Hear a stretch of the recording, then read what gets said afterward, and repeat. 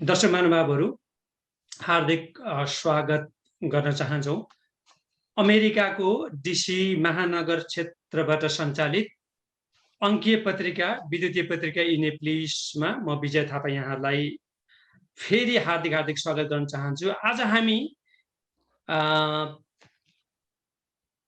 विगत 2 महिनामा हामीले गरेको भनेको विगतमा 2 महिना अगाडि हामीले साइबर सेक्युरिटी सम्बन्धी लामो समयदेखि अमेरिकाको डीसी महानगर क्षेत्रमा बस्दै आउनुभएका प्राध्यापक डाक्टर रामहरि सुवेदीसँग साइबर सुरक्षा सम्बन्धी विशेष गरी मातृभूमिका सम्बन्धी र सेरोफेरोमा केही कुराकानी गरेका थियौँ र त्यसैलाई निरन्तरता दिए आज 2 महिनापछि तपाईहरुको समक्ष आइपुगेका छौँ र ढिलो नगरी सबैभन्दा पहिले म आजका अतिथि साइबर सेक्युरिटीमा विद्यावारिधि गर्नुभएका प्राध्यापक डाक्टर रामहरि सुवेदीजीलाई इनेप्लिसमा हार्दिक स्वागत गराउँछु। रामहरिजी नमस्कार।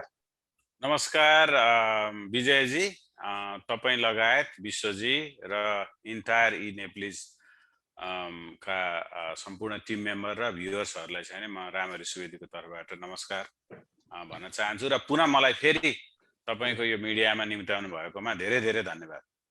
हजुर दर्शक महानुभावहरू, मैले रामहरिजीको संक्षेपमा मात्रै परिचय गराउन चाहन्छु र परिचय गर्नुभन्दा अगाडि मैले अघि पनि भने 2 महिना अगाडि जुन अन्तर्वार्ता लेखेको थियो त्यसमा 10 लाख भनेको 1 मिलियन चाहिँ त्यहाँ चाहिँ दर्शकहरूले हेरेको देखियो। त्यहाँ सयौं हामीलाई त्यहाँ चाहिँ प्रतिक्रियाहरू आएको छन्, राम्रा पनि आएको छन्, नराम्रा पनि आएको छन्, असम्भव यो हुनेछन् नसक्ने कुराहरू पनि आएको छन् भने आहा कति राम्रो विज्ञले यस्तो प्रस्तुत गर्नुभएको, फेरि यस्तो गर्न पाऊँ भनेर पनि आएका कुराहरू त्यहाँ छन्। त्यस विषयमा पनि हामी चर्चा गर्नेछौँ र अहिले हामी मूल शीर्षकमा चाहिँ के भन्छौँ भने प्रविधि अर्थात् टेक्नोलोजीमा सरकारको ठुलो लगानी अथवा व्यापक लगानी नभइकन विकास सम्भव कहिले छैन। विदेश पलायन रोक्न राष्ट्रले प्रविधिमा लगानी गर्न कतिको अपरिहार्यता छ र उहाँकै मुखार बिन्दुबाट हाम्रो रामहरि सुवेदीजीले भन्नुभएको थियो कि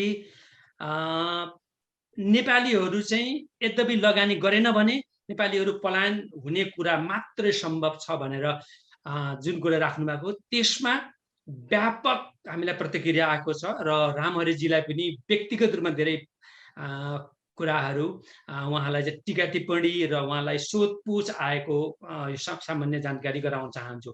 र अब ढिलो नगरिकन म रामहरिजीको संक्षेपमा म मात्रै परिचय गराउन चाहन्छु र रामहरिजी अमेरिकामा करिब 2 दशकदेखि यहाँ अमेरिकाको डीसी महानगर क्षेत्रमा हुनुहुन्छ र हाल उहाँ चाहिँ ECPI भन्ने संस्थामा भनेको जुन क्याम्पस अथवा महाविद्यालयमा अध्यापन गराउनुहुन्छ, त्यसमा पनि साइबर सेक्युरिटी सम्बन्धी गर्नुहुन्छ र उहाँले विगत यो स्नातकोत्तर गरेदेखि धेरै नेपालमा गएर हजारौं त्यस्तो मान्छेहरूलाई अथवा सङ्घ संस्थाका नेपाल प्रहरी, नेपाली सेना लगायत थुप्रैमा काम गरेको हामीले सामाजिक सञ्जालमा देखेका छौँ र उहाँ विगत भनौँ न धेरै वर्षदेखि यो क्षेत्रमा हुनाले यहाँ एउटा सिस्टम इन्जिनियरको रूपमा पनि यो क्षेत्रमा काम गरिसक्नु भएको छ। अन्य कुरामा हामी पछाडि आउँछौँ र दर्शक महानुभावहरू, उहाँले एउटा अमेरिकामा स्थापना गरेको उहाँ चाहिँ डीसी नेपालको संस्थापक पनि हुनुहुन्छ र यिनै सेरोफेरोमा रही अन्य कुराहरूमा हामी पछाडि यहाँहरूसँग करिब 1 घण्टाको कुराकानीमा धेरै कुराहरू गर्नेछौँ। रामहरिजी, अब फेरि एकपल्ट यहाँलाई फेरि एकपल्ट सोधेँ मैले है त, सन्चै हुनुहुन्छ? एकदम सन्चै छु। यहाँलाई? एकदम म पनि छु। सुरक्षित रहनु होला। फेरि तपाईँ डीसी क्षेत्रमा नजिक बस्नुहुन्छ, फेरि मुखावरण भनेको मास्क लाउनु पर्ने त्यो पनि आएको छ, सरकारले गरिरहेको छ हैन। ढिलो नगरिकन रामहरिजी, अब एउटा नि जस्तै अब मूल विषयमा हामी जाउँला। तपाईलाई हैन आएका जिज्ञासाहरूको पनि राम्रो नराम्रो कुराहरू पनि गर्छु, तर एउटा भनिदिनुस् त, अब तपाईँ हामी विदेशमा तपाईँ हैन हामी विदेशमा बसेर के साँच्चैकै आफ्नो मातृभूमिलाई मातृभूमिको बारेमा चिन्ता गर्नुपर्ने आवश्यकता छ र भनेर यो हामी तपाईँले जिज्ञासा राखे होइन। राजनीति गर्ने भए भने राजनीतिको आक्षेप पनि तपाईँलाई आएको छ। यदि राजनीति गर्ने भए नेपालमै गएर यहाँ बसेर गर्नु पर्यो भन्ने पनि छ। तपाईँ के भन्नुहुन्छ यस विषयमा? पहिले यसमा कुरा गरौँ अनि अन्य विषयमा हामी कुरा गर्छौँ। राम्ररी। धन्यवाद छ विजयजी प्रश्नको लागि। मेन कुरा के हो भन्नुहुन्छ भने अमेरिकामा आएर नेपालको लागि राजनीति गर्ने भन्ने होइन। बुझ्नुभयो नि? हामी यही देशको नागरिक भइसकेका छौँ र कति हुनुभएको छ, कति पर्मानेन्ट रेसिडेन्समा हुनु होला, कति स्टुडेन्ट भिसामा हुनु होला, तैपनि हामीलाई हाम्रो देशको माया छ, मातृभूमिको माया छ। तर मैले कसरी हेरेँ भन्नुहुन्छ भने विजयजी, जस्तो म आएँ तपाईँको 90s मा 1993 आएँ।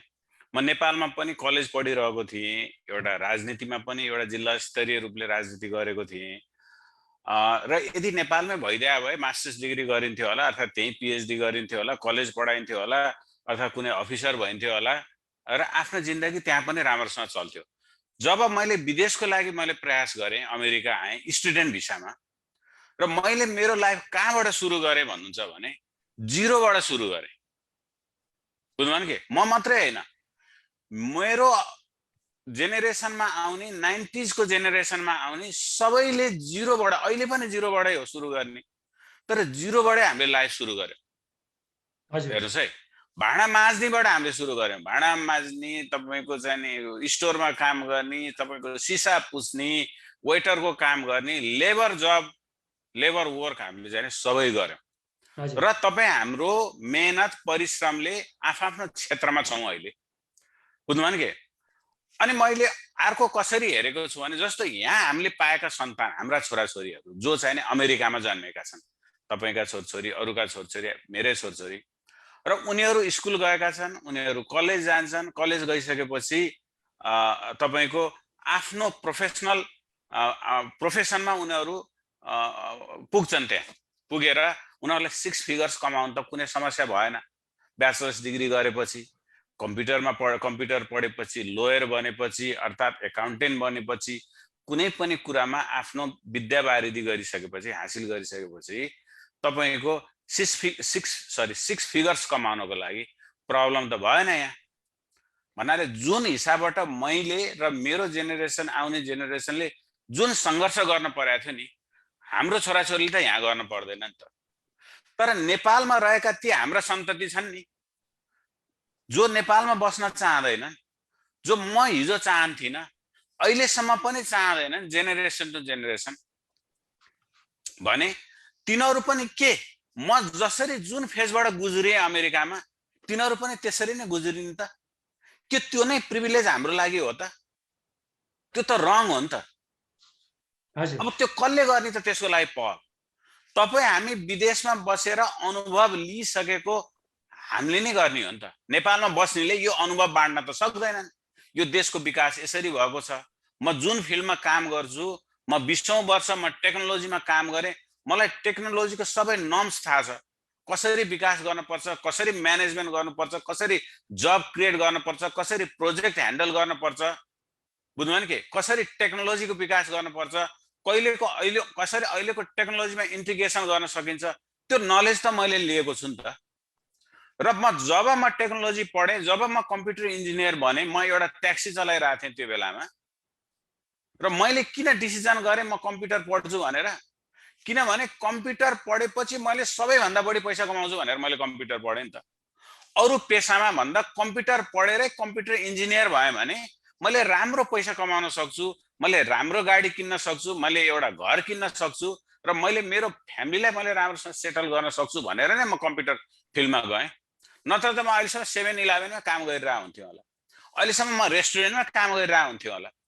तर मैले क्यारियर चेन्ज गरेँ, अर्थात् म अरू कुनै क्यारियरमा, कुनै अरू फिल्डमा गएको हुन सक्थेँ होला, तर मैले कम्प्युटर नै चुज गर्नुको कारण के हो भने प्रविधिले नै तपाईँलाई सक्षम बनाउँछ, तपाईँको माइन्डसेटलाई पनि सक्षम बनाउँछ, तपाईँलाई इकोनोमिकल्ली पनि तपाईँको चाहिँ सक्षम बनाउँछ भनेर म कम्प्युटर फिल्डमा आएँ। र अहिले हेर्दाखेरि टेक्नोलोजीको विकास अमेरिकामा 90s को टेक्नोलोजीको बुम हेर्नुहोस्। जो बेलामा बिल क्लिन्टन चाहिँ तपाईँको यो देशको राष्ट्रपति भए, त्यो बेलामा अमेरिका सरप्लसमा गएको थियो। किनभने त्यो बेलामा टेक्नोलोजीको बुम भएको कारणले अमेरिका $4 ट्रिलियन सरप्लसमा गएको थियो। त्यसले यहाँ तपाईको मिलियन्स अफ जब क्रिएट गर्यो। त्यो जबको तपाईको अपर्च्युनिटी लिने म पनि एउटा नेपाली हो, म पनि एउटा व्यक्ति हो भनेपछि के रहेछ त संसारमा फरक के रहेछ त भने हजुर संसारमा तपाईको विकसित देश र अविकसित देशको फरक भनेको टेक्नोलोजीको डिफरेन्स रहेछ के। हजुर जुन देशमा टेक्नोलोजीको विकास भएको छ, चरम उपयोग भएको छ, त्यसलाई एकदम विकास गरेका छन्, त्यो देश सक्षम छ। जुन देशमा टेक्नोलोजीको विकास छैन त्यो देश असक्षम छ। नेपाल र अमेरिकाको फरक पनि त्यही हो।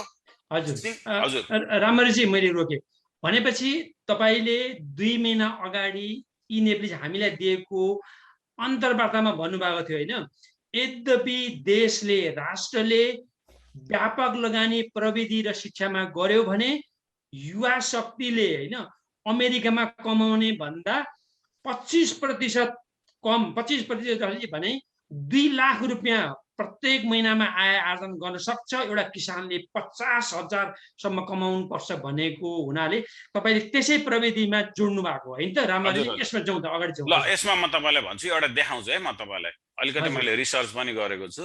म तपाईलाई एउटा स्लाइड देखाउँछु यहाँ। अब हेर्नुस् है, मैले तपाईहरुलाई पहिला पनि यो भनिसकेको छु कि अमेरिकामा 12.1 मिलियन टेक्नोलोजीमा जब क्रिएट भएको छ। है त्यस्तै क्यानाडामा तपाईको अलमोस्ट 2 कति छ क्यानाडामा भन्नुहुन्छ भने 25। अस्ट्रेलियामा तपाईको almost 8 lakh tech jobs create भएको छ। त्यस्तै गरी युकेमा 2.1 मिलियन छ, 66 मिलियन पपुलेसनमा। क्यानाडामा 27 मिलियन पपुलेसनमा 2 मिलियन जब क्रिएट छ टेक्नोलोजीमा। अब हेर्दाखेरि तपाईको अमेरिकाको टेक्नोलोजीमा इन्भेस्टमेन्ट हेर्नुस् है।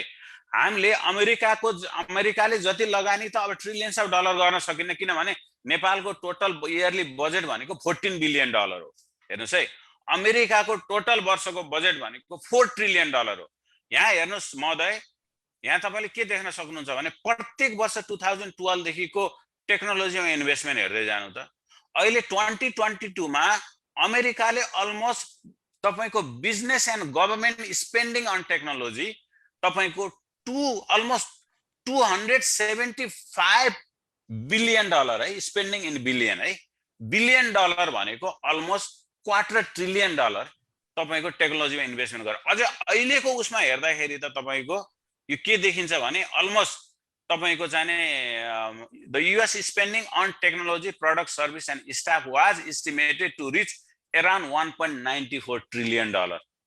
टोटल बजेट 4 ट्रिलियन को 50% अमेरिकामा हामी टेक्नोलोजीमा लगानी गरेका छौं। ल हेर्नुस् विजयजी, त्यस्तै म तपाईलाई देखाउँछु। हामीले किनभने देश विकास गर्ने भने त विकसित देशलाई हेर्न पर्यो नि त। अब हामीले तपाईको के अरे खरले छाएको एउटा छानाको झुप्रो घर निर्माण गर्ने हो भने मार्बलले बनेको घर हेरेर त भएन नि त। मार्बलले बनेको घर बनाउनलाई त मार्बलले बनेको घरकै डिजाइन हेर्न पर्यो, त्यो कसरी बनेको छ त्यो नै हेर्न पर्यो नि त, तब न मार्बलले बनेको घर बन्छ। हामीले नेपालको विकास गर्ने भने त अमेरिकाको हेर्न पर्यो। अझै नेताहरू के भन्नुहुन्छ, सिङ्गापुरको कुरा गर्नुहुन्छ, अनि त्यसपछि गएर चाहिँ स्विजरल्यान्ड बनाउने भन्नुहुन्छ। त्यहाँको इकोनोमिकली त्यो देश कसरी चलेको छ, त्यहाँको एक्सपेन्डिचर के छ, सरकारले केमा इन्भेस्टमेन्ट गरेको छ भन्ने कुरा जबसम्म हामीले बुझ्दैनौँ नि नेपालको विकासको योजना बनाउन सक्छौं त? भन्नु त। तपाईको बंगलादेश र भुटानको योजना हेरेर भन्न त साथीहरूले भन्नुहुन्छ कहाँ नेपाललाई चाहिँ स्विजरल्यान्ड र सिङ्गापुरको कुरा गरेर हुन्छ। तपाईको भुटान र बंगलादेश, श्रीलङ्काको भुटान र श्रीलङ्का र बंगलादेशको कुरा योजना ल्याउने भने त त्यो भन्दा माथि उठ्न सकिएन नि त। हामी जुन देशको जहाँजोमा जान चाहन्छौं, डेस्टिनेसन हाम्रो त्यही जुन देशको छ त्यही देशको हामीले योजना ल्याउनु पर्यो। त्यो योजना हेर्दाखेरि ल हेर्नुस् तपाईको विजयजी, स्विजरल्यान्डको मैले यहाँ ल्याएको छु। स्विजरल्यान्डले तपाईको इयरली $23 बिलियन चाहिँ इन्भेस्टमेन्ट स्पेन्डिङ गरेको छ। तर उनीहरुको जीडीपी ग्रोथ हेर्नुहुन्छ भने तपाईको 800 बिलियन जीडीपी ग्रोथ छ इयरली, र त्यसको 3% तपाई कति छ? तपाई सिङ्गापुरको पपुलेसन, सरी के अरे यो के अरे यो स्विजरल्यान्डको पपुलेसन 8 मिलियन 8.54 मिलियन छ। ल हेर्नुस् र उनीहरूको जीडीपी हेर्दाखेरि 800 बिलियन जीडीपीमा अलमोस्ट 3% भनेको $33 billion research and development science and टेक्नोलोजीमा उनीहरूले खर्च गर्छन्। विजयजी तपाईँ हजुर सुन्नु भएको छ नि? एकदम सुनिरहेको छु। हजुर अब हामी त्यस्तै गरी ल हेर्नुहोस्, त्यस्तै गरी म तपाईँलाई अर्को देखाउन चाहन्छु। सिङ्गापुरको कुरा गर्छौँ नि, Singapore is going to spend almost $19 billion to research and development. ल हेर्नुहोस् त, अलमोस्ट हामीले प्रोपोर्सन हेर्दाखेरि विकसित देशले टोटल बजेटको 20-25%, 10 देखि 25% सम्म चाहिँ तपाईको टेक्नोलोजीमा इन्भेस्टमेन्ट गरेको छ। त्यसकारण नेपालको बजेट देखाउँछु तपाईलाई। यहाँ म तपाईलाई नेपालको पनि छ। नेपालको हेर्दाखेरि ल हेर्नुस्, 176 नम्बर 176 मा साइन्स एन्ड टेक्नोलोजी भनेको छ। त्यहाँ कति छ allocated? I have allocated 171 billion for the implementation of a program under the Ministry of Education, Science and Technology भनेको छ। यहाँ जागिरको कुनै कुरा गरिएको छैन विजयजी। ल हेर्नुस्, 171.71 बिलियन रुपीज भनेको तपाईको कति हो भन्नुहुन्छ भने त्यो भनेको चाहिँ नि तपाईको मैले यहाँ क्याल्कुलेट पनि गरेको छु। तपाईको अलमोस्ट 107 पर्खिनुस् है, 171 भनेको $143 मिलियन। ल हेर्नुस्, 14,000 विजयजी। हजुर हजुर हजुर सुन्ने यहाँ सुनिरहेको छु। हजुर हजुर 143 मिलियन US डलर भनेको आउट अफ 14 बिलियन नेपालको टोटल बजेट हो। 14 बिलियन US डलर नेपालको टोटल बजेट भनेको 14,000 मा $143 को 14,000 मा 143 भनेको कति पर्सेन्ट पर्यो? 0.05% पनि परेन। बुझ्नु भयो? यो भनेको टोटल बजेटको 0.05% पनि परेन। टेक्नोलोजीमा खै त हाम्रो इन्भेस्टमेन्ट विदेशसँग कम्पेयर गर्दाखेरि? This is not how we going to survive. र मैले के भनेको छु, ल हेर्नुस् न, यही हामीले यो कुरा बुझ्नु सबैले जरुरी छ के हामी किन साइन्स एन्ड टेक्नोलोजीमा लागेका छौं। तपाई हामी लागेका छौं, तपाई हाम्रा सन्तान त्यसैमा लागेका छन्। विश्वको मानचित्र हेर्दाखेरि सबैले अमेरिकाले अलमोस्ट 50% यो वर्ष चाहिँ टेक्नोलोजी र इनोभेसनमा खर्च गर्दैछ जागिरमा। तपाईको सिङ्गापुर हेर्नुहुन्छ, तपाईको स्विजरल्यान्ड हेर्नुहुन्छ भने तपाईको अलमोस्ट $25 बिलियन स्विजरल्यान्डले इन्भेस्टमेन्ट गर्छ। एउटा 5 मिलियन तपाईको चाहिँ 8 मिलियन पपुलेसन भएको देशले भने नेपालले मैले $25 बिलियन खर्च गर्नुपर्छ भने हैन। नेपालले एटलिस्ट टोटल बजेट 14 बिलियनको 20% त खर्च गर्नु पर्यो नि साइन्स एन्ड टेक्नोलोजीमा। बुझ्नु भयो? हजुर हजुर हजुर है। अनि तपाई हामी किन गएका छौं त आईटीमा? यहाँ बढी पैसा स्यालेरी कमाउँछ भनेर हो नि त। त्यो त सधैँ हर ठाउँमा एप्लाई हुनु पर्यो नि त। हजुर हजुर हैन भनेपछि मैले कम्प्युटर इन्जिनियर नेपालमा हुन्छु। हर चीज एउटा कुरा के नबुल्नु भने हर संघ संस्था, हर इन्स्टिट्युट, हर प्रोग्राम, हर तपाईको प्रोजेक्ट्सहरु, हर गभर्नमेन्ट चाहिँ इन्टिटिजहरु सबै टेक्नोलोजीसँग इन्टिग्रेट हुन्छ नि। हेर्नुस्, सबैलाई टेक्नोलोजीले चलाउने हो के। बुझ्नु भयो? स्टेजमा जब हामीले कलाकारले स्टेजमा परफर्मेन्स गर्छन् नि, त्यो परफर्मेन्स गर्नलाई पर्दा पछाडी तपाईको सयौं मान्छेले काम गरेका हुन्छन् नि। विजयजी तपाई अन्त बिजी हुनुभयो कि जस्तो लाग्यो। ए होइन होइन, म सुनिरहेको छु तपाईको। त्यही ए तपाई अन्त बिजी हुँदाखेरि मलाई अलिकति भन्न अलिकति अप्ठ्यारो भइरहेको। ए होइन होइन, तपाई लगातार भन्नु, म खाली तपाईको कुरा सुनिरहन्छु। पछाडी हामी चाहिँ यस विषयमा अझै तपाईसँग हामी मैले भन्न खोजेको यसलाई म टुङ्ग्याइदिइ हाल्छु। मैले भन्न खोजेको के हो भन्नुहुन्छ भने टेक्नोलोजी नै हो संसारलाई माथि अगाडि लैजाने। अब इलन मास्क, अब चाहिँ भर्खरै तपाईको चाहिँ जेफ बेजोले चाहिँ अब स्पेसको लागि स्पेस टुरिज्मको विकास हुँदैछ। त्यसले कति टेक्नोलोजी र इनोभेसन क्रिएट गर्छ हैन। अब तपाईको Mars will be colonize by 2050 with 1 million people. त्यसले कति टेक जब्स क्रिएट गर्छ।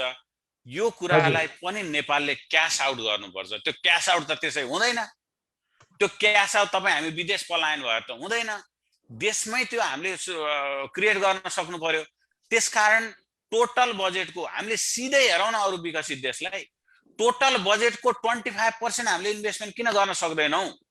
ल हेर्नु त 0.5% पनि 0.005% तपाईँको हाम्रो इन्भेस्टमेन्ट छ भने अनि देशले कसरी प्रगति गर्न सक्छ ल भन्नुहोस् त? हजुर, यो साह्रै होइन रामहरिजी, तपाईँलाई प्राध्यापकज्यू असाध्यै राम्रो होइन सबै अनुसन्धान तपाईँले सबै कुरालाई होइन किनभने दर्शक महानुभावहरू अघि पनि मैले भने यो आजको यो अन्तर्वार्ता यो कार्यक्रम विशेष गरी अनुसन्धानात्मक हुनेछ, किनभने उहाँले जम्बड तथ्याङ्क देख्नु भएको छ। तथ्याङ्क त यो कसैले आफ्नो कृत्रिम रूपमा आफै आफ उहाँले निर्माण गर्नुभएको होइन, होइन धेरै मेहनत गर्नुभएको छ भनेपछि तपाईँले होइन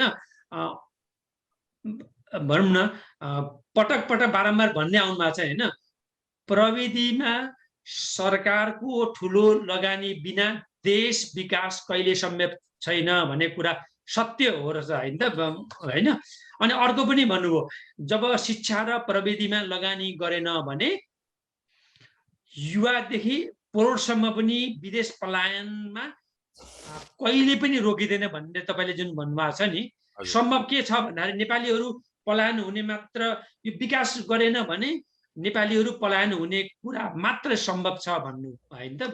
हजुर हजुर। अब यसमा लाग्यो अघि फेरि एकपल्ट हामी जोड्छौँ न भनेपछि तपाईँले विगत 2 महिना अगाडि प्रस्तुत गर्नुभएकोमा साह्रै राम्रो प्रस्तुत गर्नुमा त अहिले पनि हामी कुराहरू पनि आउँछौँ भनेपछि 2 लाख रुपियाँ यद्यपि एउटा युवादेखि भनौँ न एउटा प्रौढले नेपालमै 2 लाख रुपियाँ मासिक रूपमा कमाउन सक्यो, किसानले 50,000 आम्दानी गर्यो भने उसले कहिले पनि होइन मुगलान भनेर सोच्नु नै परेन होइन रामहरिजी? हजुर हजुर। अब तपाईँलाई तपाईँका हाम्रा जिज्ञासाहरू भन्नुको तपाईँको विगतमा आएका प्रतिक्रियालाई पनि जान्छौँ। प्रतिक्रियामा के भनेछन् भने 2000 होइन 2 लाखको तलब आधार के होला हजुर भनेर सोध्नु भएको छ। एउटा मात्रै उदाहरण भने नेपालको राम्रो भिजन भएको मानिस विदेश छन्, कसले मेलाउने विदेशमा पलायन भनेपछि के काम भन्नुभयो होइन? इन्जिनियर भन्दा अन्नदाता किसानहरू तलब धेरै हुनुपर्छ, इन्जिनियरले नक्सा मात्र कोर्छ भने किसानले आफ्नै नक्सा कोरेर आफ्नै पसिना बनाउँछ, यस्ता पनि लेख्नुभयो होइन? सरोज कान्त अधिकारी लेख्नु ओन्ली आइटी इन्जिनियर भन्नुभयो होइन? इन्जिनियरलाई 2 लाख दिए पनि घुस खान छोड्दैनन् भनेर पनि आरोप पनि लगाउनु भयो होइन? यस्तै कुरामा पछि गरौँला। अब रामहरिजी होइन अघि तपाईँले धेरै कुरा भन्नुभयो, अब यो प्रविधिलाई होइन प्रविधिको विकासलाई तपाईँले चाहिँ कसरी हेर्नु भएको छ र अब नेपालको सम्भावना के छ यसलाई अलिक जोड दिनु, अघि भन्नुभयो तर यसलाई अलिक जोड दिनुहोस् त। हजुर, नेपालको सम्भावना तपाईँ के छ भन्नु, पहिलो कुरो नेपालमा जस्तो अस्ति पनि जाँदाखेरि मैले 2 लाखको कुरा गरेको थिएँ। मैले 2 लाखको कुरा किन गरेँ भन्नुहुन्छ भने मैले विश्वको अरू देशहरूलाई पनि कम्पेयर गरेर हेर्दाखेरि मैले अरू देशकै कम्पेरिजनमा मैले इन्भेस्टमेन्ट गर्नुपर्छ भनेको छैन। त्यसको 25% हामीले चाहिँ हामीले एफोर्ट हामीले लगाउनु पर्छ। जस्तो मानौ ग्लोबल्ली तपाईँको एभरेज तपाईँको टेक्नोलोजीमा काम गर्नेहरूको टेक्नोलोजीमा काम गर्ने दक्ष जनशक्तिको एभरेज स्यालेरी $100,000 छ। किनभने तपाईँ हामीलाई नै जागजहेर छ। यहाँ तपाईँको 2 हप्ता चाहिँ नि इन्डियनहरूले ट्रेनिङ दियो भने सफ्टवेयरको ट्रेनिङ दिँदाखेरि तपाईँको चाहिँ नि यहाँ लाखौँ डलर चाहिँ नि महिनाको वर्षको स्यालेरी कमाउँछ। हेर्नुहोस् है, अब यहाँ लाखौँ डलर कमाउँछन् भने नेपालीहरूलाई त थाहा छ, नेपालमा बस्नेलाई म विदेशमा यहाँबाट पढेर सिप लिएर गएँ भने मैले एटलिस्ट पनि 6 फिगर्स एटलिस्ट पनि क्लोज टु $100,000 कमाउन सक्छु। म त्यहाँ लिगलाइज हुन सकेँ भने त्यो मानसिकता त डेभलप भइसकेको छ नि त। त्यो भोलि सफल होला नहोला आफ्नो ठाउँमा छ। तर तपाईँको के छ भन्नुहुन्छ भने टोटल बजेटको 20% ल मैले यसरी क्याल्कुलेट गरेको छु, टोटल बजेटको 20% भनेको $14 बिलियन हाम्रो एनुअल एक्सपेन्डिचर छ। सरकारको बजेट $14 बिलियन र जीडीपी ग्रोथ $33 बिलियन $33 बिलियन भने तपाईको सुरुमा 20 वर्षसम्म हो फेरि 20% को इन्भेस्टमेन्ट भनेको है टेक्नोलोजीमा। किनभने 20% भन्ने बित्तिकै 14 बिलियन को 20% भन्ने बित्तिकै $3.5 बिलियन टेक्नोलोजी र साइन्स एन्ड टेक्नोलोजी भनेको छु। 3.5 बिलियन। $3.5 बिलियन हामीले हेर्नुहोस् है 2.5 बिलियन इन्फ्रास्ट्रक्चर डेभलपमेन्टमा लगाउनु पर्यो। पहिलो कुरो त्यो किसिमको इन्फ्रास्ट्रक्चर बनाउनु पर्यो नि त। त्यसलाई हर निकायसँग इन्टिग्रेट गर्नु पर्यो टेक्नोलोजीलाई, हैन? अनि $1 बिलियन किनभने जहिले पनि तपाईको टोटल बजेटको 30% चाहिने स्यालेरीमा जान्छ के। 30% हेर्नुभयो भने तपाईले कुनै पनि विश्वको विकसित देशको कुनै पनि अफिसको एक्सपेन्डिचर हेर्नुभयो भने पनि टेक्नोलोजीमा काम गर्ने, टेक्नोलोजीमा चाहिने 30% बजेट इम्प्लोइमेन्टमा 30% बजेट गएको हुन्छ भने तपाईको 30% बजेट भनेको $1 बिलियन। ल मानौ 3 खर्ब रुपैयाँ भने मैले 3.5 खर्ब रुपैयाँमा 2.5 खर्ब रुपैयाँ इन्फ्रास्ट्रक्चर डेभलपमेन्टमा गयो। त्यसलाई अहिलेको नयाँ करेन्ट टेक्नोलोजीसँग हामीले इन्टिग्रेसन गर्छौं र प्लस एजुकेसनलाई म्यासिभली रिफर्म गर्छौं। हामीले technology based education, specialization based education गराउँछौं है। म तपाईलाई कुन एजुकेसन पढाउनु पर्छ भन्ने पनि देखाउँला। र 1 खर्ब रुपैयाँ भनेको मैले 2 लाख रुपैयाँ कसरी भनेको छु भने 1 करोडले 2 लाख रुपैयाँ भनेको एक जनाले ल 12 दुना 24 लाख वर्षको 24 लाख कमाए, हैन? 24 लाख भनेको अलमोस्ट 5 जना हामीले मजाले 5 जनालाई अराउन्ड 2 लाख रुपैयाँको दरले स्यालेरी दिन सक्यो 1 करोड रुपैयाँले भने 1 अरब रुपैयाँले कति जनाले सकियो विजयजी? 500 जनाले सकियो। हजुर जागिर दिन 2 लाखको दरले भने 1 खर्बले कति जनाले सकियो भने 50,000 जब क्रिएट गर्न सक्यो। ल हेर्नु त कति सजिलो छ। 50,000 जब क्रिएट 20% लगानी गरेर 50,000 जब क्रिएट गर्न सक्छौं। जब त्यो टेक्नोलोजीमा इन्टिग्रेसन हुन्छ नि त्यो बेनिफिट तपाईको आईटीमा काम गर्ने, आईटी सपोर्ट, आईटी इन्जिनियरले मात्रै पाउँदैन। प्रत्येक अफिसमा काम गर्ने, प्रत्येक देशमा काम गर्नेको नलेजको पनि विकास हुन्छ, सफ्टवेयर डेभलपमेन्ट हुन्छ, टेस्टिङ हुन्छ। त्यसले अर्को मल्टी मिलियन चाहिने जब क्रिएट हुन्छ। मैले 2 लाख रुपैयाँ कमाउँछु भने 2 लाख मैले नेपालमै खर्च गर्छु। यहाँ तपाईले कति कमाउनुहुन्छ? कमाएको हामीले यहाँ कमाएको अलमोस्ट 90% यही खर्च गर्छन्। हजुर हो कि हैन भन्नु त? हजुर। अनि ल हेर्नुस् भने हामीले 20 वर्षमा हामीले कति जब क्रिएट गर्न सक्दो रहेछौं? 50,000 5.50 20 वर्षमा 1 मिलियन टेक्नोलोजीमा हाई पेइङ जब्स क्रिएट गर्न सक्दो रहेछौं। जसरी अमेरिका, जसरी अस्ट्रेलिया, जसरी स्विजरल्यान्ड, जसरी सिंगापुरमा हाई पेइङ जब भनेकै टेक्नोलोजीमा काम गर्ने हो भने नेपालमा पनि हाई पेइङ जब टेक्नोलोजीमा 2 लाख रुपैयाँ कमायो भने त्यो व्यक्तिले 50% सेभ गर्न सक्छ। म नेपालमा बस्छु, इन्जिनियर भएको छु, फेरि म माइक्रोमै चढेर म अफिस जाने, म फेरि तपाईको त्यो डेरामै बस्ने भने म आफूले ह्युमिलेसन गरेको भयो कि भएन भन्नु त? हजुर। म किन बस्छु नेपाल? हजुर। किन बस्छु नेपाल? तपाई पनि त्यसरी नै विदेश पलायन हुनुभयो, म पनि त्यसरी। म त मेरो त जागिरै थिएन, म त विदेशमै पढ्छु, उही जागिर खान्छु, उही पैसा कमाउँछु भनेर आयो। बुझ्नुभयो? हजुर। हैन? यहाँ तपाई हामी कस्ता अफिसरहरु नेपालबाट ग्रीन कार्ड लिएर किन आउनु पर्यो त? त्यहाँ सर्भाइभ गर्न गाह्रो भएर हो नि त। फाइनान्शियली चाहिँ इज अ प्रब्लम भनेर आयो नि त। किनभने बच्चाहरुको पनि फ्युचर छैन भनेर आयो नि त। फ्युचर कसरी रहेछ त? हाई पेइङ जब क्रिएट गरेर टेक्नोलोजीको विकास गरेर नै रहेछ त, हैन? र यसमा म एउटा कुरा के थप्न चाहन्छु भने कोही साथीहरुले यही बस्ने साथीहरु आईटीमै काम गरेका प्रोफेसनलहरु जो वहाँ आईटीमा काम गर्नुहुन्छ, उहाँहरु आफैले ट्रेनिङ दिनुहुन्छ, उहाँहरु आफैले रेज्युमे बनाउनुहुन्छ र उहाँहरु आफैले जबको लागि चाहिने रिक्रुटिङ गरेर गभर्नमेन्ट सेक्टरमा जागिर लाउनुहुन्छ। मोस्ट अफ तपाईको अमेरिकाको 80% टेक्नोलोजी जब गभर्नमेन्ट कन्ट्र्याक्टमा चलेको छ। त्यो कुराहरु पनि उहाँहरुले नबुझिकन किन सरकारको भर पर्न पर्यो? प्राइभेट कम्पनीले गरे हुँदैन? नेपालको प्राइभेट कम्पनीले कसरी सक्छ अमेरिकामा? ल प्राइभेट कम्पनीले मात्र सम्भव छ। गभर्नमेन्टले यहाँ चाहिने मल्टी ट्रिलियन डलर चाहिने कन्ट्र्याक्ट दिएको हुन्छ। त्यही कन्ट्र्याक्टमा तपाई हामी सबै काम गरेका छौं। यदि त्यो गभर्नमेन्ट स्ट्रङ यहाँ नभइदिएको भए टेक्नोलोजीमा हामी अहिले पनि भाडा माझिरहेका हुन्थ्यौं रेस्टुरेन्टमा। कसैले फुर्ती लाउनु पर्दैन यो कुरामा। भनेपछि तपाईको भनाई अथवा तपाईको तर्क भनेको तपाईले के भने कसैले पनि यो कुरामा दुविधा नहोस् कि जबसम्म सरकारको स्ट्रङ प्रेजेन्ट हुँदैन नि कुनै पनि क्षेत्रमा लगानी गर्ने कुरामा र सरकारले त्यो जब क्रिएट गर्ने गर्दैन नि तबसम्म प्राइभेट सेक्टरले केही गर्नै सक्दैन। न त अहिलेसम्म गरिसक्यो त। हजुर, रामहरिजी, तपाईँको प्राध्यापक डाक्टर रामहरिजी, मैले एउटा त्यसमा रोकेँ। जस्तै अघि भन्नुभयो नि होइन, अमेरिकाको देखाउनुभयो, स्विट्जरल्यान्ड सिङ्गापुरको पनि तपाईँले होइन तथ्याङ्क देखाउनु, भनेपछि नेपालको पनि तपाईँले सबै देखाउनु कति लगान छ भनेपछि त नेपालमा त होइन 0.10 कति देखाउनु भयो होइन। छैन 14,000 मा 140 रुपियाँ भनेको कति हो ल भन्नु त? 14,000 मा 140 भनेको कति हो? काउन्ट गर्नु त कति पर्सेन्ट हो? हजुर, प्रतिशतै भयो होइन। भनेपछि $140 मिलियन शिक्षा र टेक्नोलोजी प्रविधि भने। तर तपाईको बजेटको त्यो पुरै तपाईको बजेटमा हेर्नु हर वर्ड युज गरे टेक्नोलोजी टेक्नोलोजी टेक्नोलोजी। के हो टेक्नोलोजी खै त? अब अर्को छ तपाईको अझै त्यहाँ तपाईको एउटा छ जस्तो लेबर इन्टेन्सिभ टेक्नोलोजी भनेर प्राइम मिनिस्टर इम्प्लोइमेन्ट भनेर 11.60 बिलियन रुपीज भनेको छ। त्यो भनेको क्रिएटिङ 200,000 इम्प्लोइमेन्ट भनेको छ।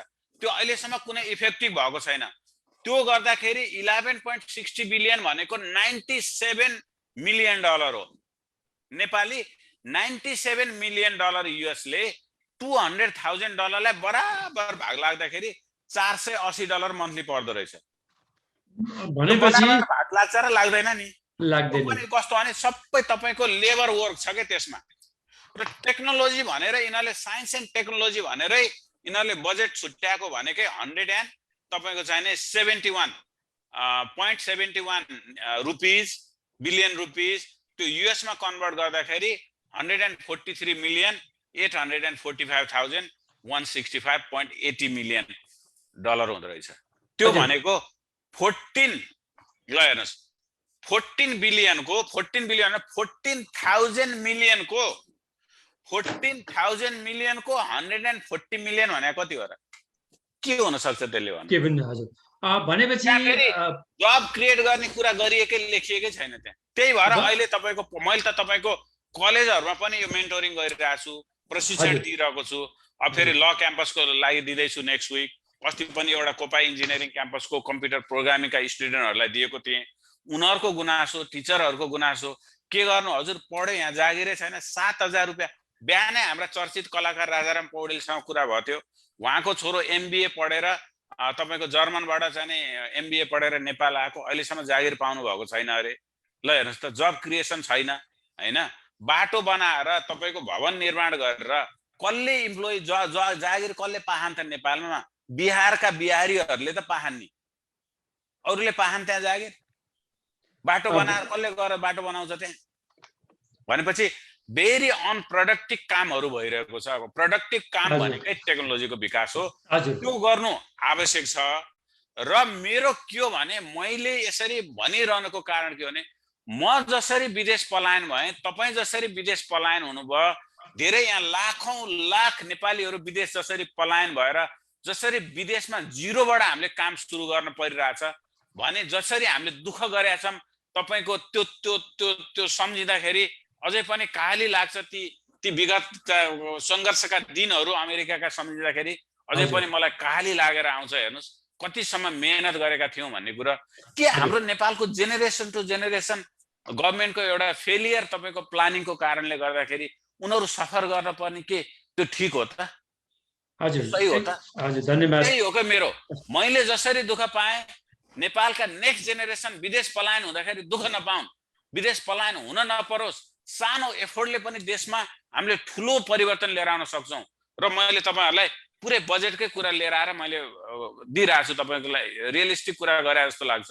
हजुर धन्यवाद। तपाईले अघि हैन अब आफ्नो हैन प्रस्तुतिकरणमै सबै उल्लेख गर्नुभयो हैन।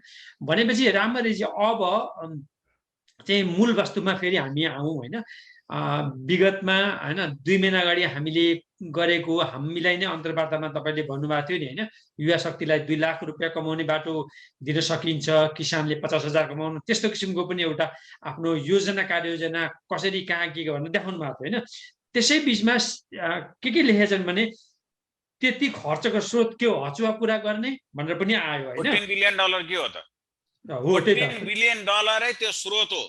$14 बिलियन को 25% तपाईको टेक्नोलोजीमा इन्भेस्टमेन्ट गर्ने हो तपाईँले हो त्यही भन्न खोजेको हो, त्यो भन्न हजुर खोजेको होइन। त्यही अनि भनिदिनु होला। विदेशमा बसेर स्वदेशको कुरा होइन, यहीँ बसेर कर्म गरेर अनि नेपालीको पिर्माका बुझिने छ भनेर त्यो पनि भन्नु।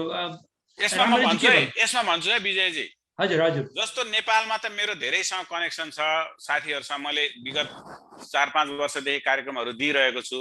हजुर जस्तो नेपालमा बसेका कुनै पनि एउटा प्रोफेसनलले तपाईँको यसरी मैले भने कसैले पनि विश्वास गर्दैन। त हावा कुरा गर्छ भन्छ। हजुर यही कुरा मैले भने त्यहाँ मान्छेले एकचोटि they can scratch their head. बुझ्नु भने के लेट मी थिंक भन्ने एउटा चाहिँ मैले त्यो चाहिँ किनभने त्यसरी मैले चाहिँ कन्भिन्स गरेको छु कि अहिले मान्छेहरू जोस् मैले एक्चुअल डेटा देखाएर कन्भिन्स भइरहेका छन्, नभएको होइन। हजुर बुझ्नु भने के किनभने म त त्यही फिल्डबाट आएको हो नि त। म त तपाईको के अरे 20औं वर्ष गभर्नमेन्ट सेक्टरमा काम गरेर म एवार्ड लिएर नासामा पनि मैले एवार्ड लिएर यहाँका विभिन्न गभर्नमेन्ट इन्स्टिट्युट प्राइभेट सेक्टरहरूमा काम गरेर त्यही फिल्डमा काम गरेर त्यही फिल्डमा आफूलाई उच्च स्थानमा राखेर कामको लागि, बुझ्नु भने के, र मैले अनुभव लिएर मैले बोलेको छु नि त यो कुरा। म आफूले अनुभव लिएर म आफूले सिकेर जानेर प्रेजेन्टेसन गरेर यसरी यसरी सम्भव छ भनेर नै मैले गरेको छु। नत्र त मैले यो गर्नुपर्ने म अर्को फिल्डको भए त मैले गर्न सक्दिनँ नि त। र यसमा मैले के भन्छ, जसरी मैले मेरो क्षेत्रबाट यसरी गरेको छु नि, म अरू साथीहरूलाई पनि के भन्न चाहन्छु भने तपाईहरु विभिन्न क्षेत्रमा हुनुहुन्छ, विभिन्न फिल्डमा तपाईहरु अनुभवी हुनुहुन्छ, बुझ्नु भयो के, त्यो कुरालाई मेटेरियलाइज गर्नुस् र नेपाल जाँदाखेरि एउटा प्रेजेन्टेसन बनाउनुस् र आफ्नो समय छ नि नेपालमा 2-4 जना साथीहरूलाई राखेर एउटा भनौं न पार्टीका मेम्बरहरू हुन्छ कि जनप्रतिनिधिहरू हुन्छ कि गाउँका तपाईको युवा शक्ति युवा युवतीहरू अर्थात तपाईको हर एजका मान्छेहरूलाई यो बारेमा एउटा एकदमै मेन्टोरिङ दिन पर्ने ठूलो आवश्यकता छ। बुझ्नु भयो नि? तपाई हामीले हचुवाको भरमा बोल्नु भन्दा पनि एउटा तपाईको रिसर्च बेस हामीले प्रेजेन्टेसन आफ्नो फिल्डबाट नेपालमा गएर दिन सक्यौं भने त्यसले धेरै ठूलो परिवर्तन लिएर आउँछ। यो इनिशियल हाम्रो स्टार्ट हो हैन। हामीले त एउटा प्रयास मात्रै गर्ने हो विजयजी, नेपालमा गएर हामीले भन्ने मात्रै हो। किनभने मलाई नेपालमा गएर मन्त्री पनि हुनु छैन, हेर्नुस्, बुझ्नु भयो नि? मलाई अमेरिकाको सिटिजनशिप त्याग्नु पनि छैन हैन। अनि मलाई त्यहाँ गएर कुनै त्यहाँको लोकल पोलिटिक्स गर्नु छैन, तर देश बनोस्, मैले जानेको नलेजले देशले केही चाहिने कुराहरू गेन गरोस् भन्ने मात्रै हो। मैले त गएर प्रयास मात्रै गर्ने, त्यो प्रयास नै मेरो सफलता हो। मैले जाँदाखेरि गएर मेरो कार्यक्रमहरू गरिरहेको हुन्छु, मेरो आफ्नो पर्सनल टाइमलाई पनि मैले मिनिमाइज गरेर विभिन्न क्षेत्रमा मैले प्रोग्रामहरू दिइरहेको हुन्छु हैन। र मैले भोलिन्टियरली गरेको छु, मैले बिजनेसको हिसाबबाट पनि गरेको छैन। मलाई चाहिँ नेपालमा लगानी गरेर जस्तो मानौ एउटा कुरा फेरि म एनआरएनलाई यसमा के भन्न चाहन्छु भने पहिला विदेश जाने फ्लोलाई हामीले रोक्न सक्ने पहिला एउटा चाहिँ सिचुएसन वातावरण बनाऊ के। पहिला लगानी गर्ने एनआरएनको लगानी केमा गर्ने? हस्पिटल बनाउने, हस्पिटल बनाएर पेशेन्टलाई कति चार्ज गर्ने? करोडौं रुपैयाँ चार्ज गर्ने, भोलिपल्ट जोगी बनाउने, त्यो त इन्भेस्टमेन्ट होइन नि नेपालको लागि। जलविद्युत योजनामा गर्ने हैन, जलविद्युत योजना गरेर त्यसबाट पब्लिकले के फाइदा पाउँछ नि त? बुझ्नु भएन के? त्यो क्रिएटिभ काम होइन के। सक्नुहुन्छ भने सबैभन्दा सस्तो हस्पिटल बनाउनुस् नेपालमा, जसले गर्दा प्रत्येकलाई इन्स्योरेन्स दिनुस्, जसले गर्दा प्रत्येकले उपचार पाउन्। त्यो उपचार गर्ने क्रममा उनीहरूले आफ्नो घरबार बेच्न नपरोस्, जुनसुकै रोगको पनि। त्यो एनआरएनले गर्ने भनेको। स्कुल बनाउनुस्, सबैभन्दा सस्तो बनाउनुस्, एकदम कलेज बनायो, कलेज खोल्यो, तपाईँ 50 लाख 60 लाख रुपैयाँ चाहिने तपाईको चार्ज गर्छन्। अनि त्यो विद्यार्थीले कति ट्युसन फी तपाईको चाहिने इन्कम कति हुन्छ त? जागिर पायो भने 7,000 रुपैयाँ। तपाईले 10 करोड रुपैयाँ खर्च गरेर कलेज बनाउनुहुन्छ भने त्यहाँबाट उत्पादन गरेका विद्यार्थीहरूलाई, ग्रेजुएटहरूलाई 2 लाख रुपैयाँ जागिर दिने वातावरण बनाओस् न। त्यो देशको लागि गर्ने भने त्यहाँ कलेज बनाएर, त्यहाँ हस्पिटल बनाएर बढी पैसा चार्ज गरेर तपाई हामीले इन्फ्लेसन बढाइरहेछौँ देशमा। त्यो किन गर्नुहुन्छ भने बिजनेस यहीँ गर्नुस्, अमेरिकामै गर्नुस्, युरोपमै गर्नुस्, यहीँ कमाउनुस् $multi-million। नेपालको लागि यस्तो किसिमको बिजनेसको आवश्यक छैन। त्यो देशमा महँगी बढाउने र देश र जनतालाई डुबाउने मात्रै बिजनेस हो। हजुर रामहरिजी, मैले यसमा यहाँलाई कुरा सुने हैन। हजुर त्यसो भए हैन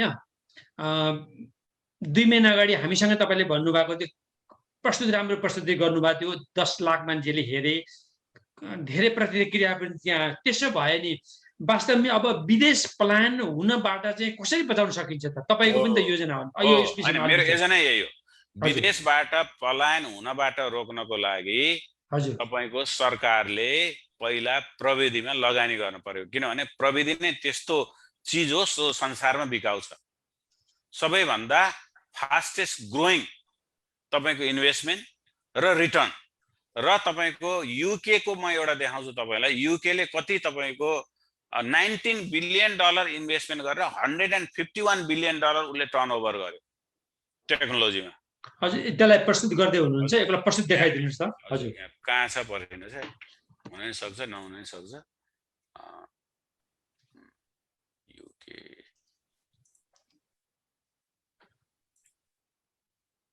हजुर, ल हेर्नुस् है, यसमा तपाईको 2019 मा हो है, टेक सेक्टरमा 44% चाहिँ नै तपाईको यसको चाहिँ नै प्रफिट छ। हेर्नुस् त, 13 billion pounds, record to 13 billion pound.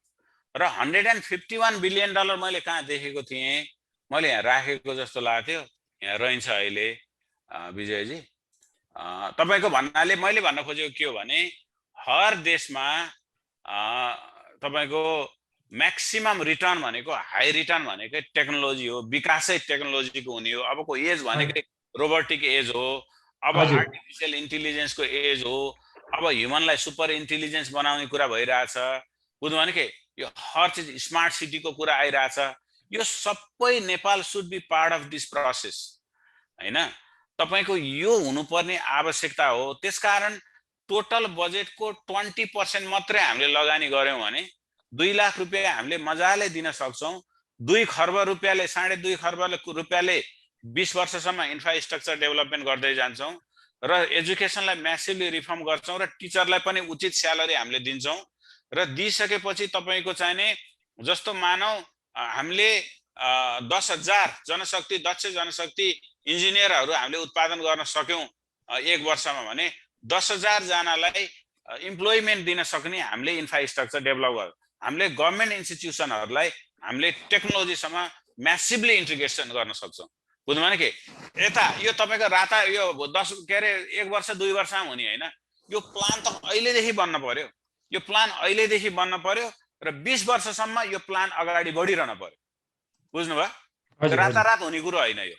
र हामीले 20% बजेट त we must allocate 20% budget out of the total budget. भनेपछि तपाईँ भने ल मैले 2 लाख रुपैयाँ कमाए भने नेपालमा म्याक्सिमम खर्च 1 लाख रुपैयाँमा म्याक्सिमम एउटा हाई एउटा स्ट्यान्डर्ड खर्च गरेर पनि 1 लाख रुपैयाँले चल्छ।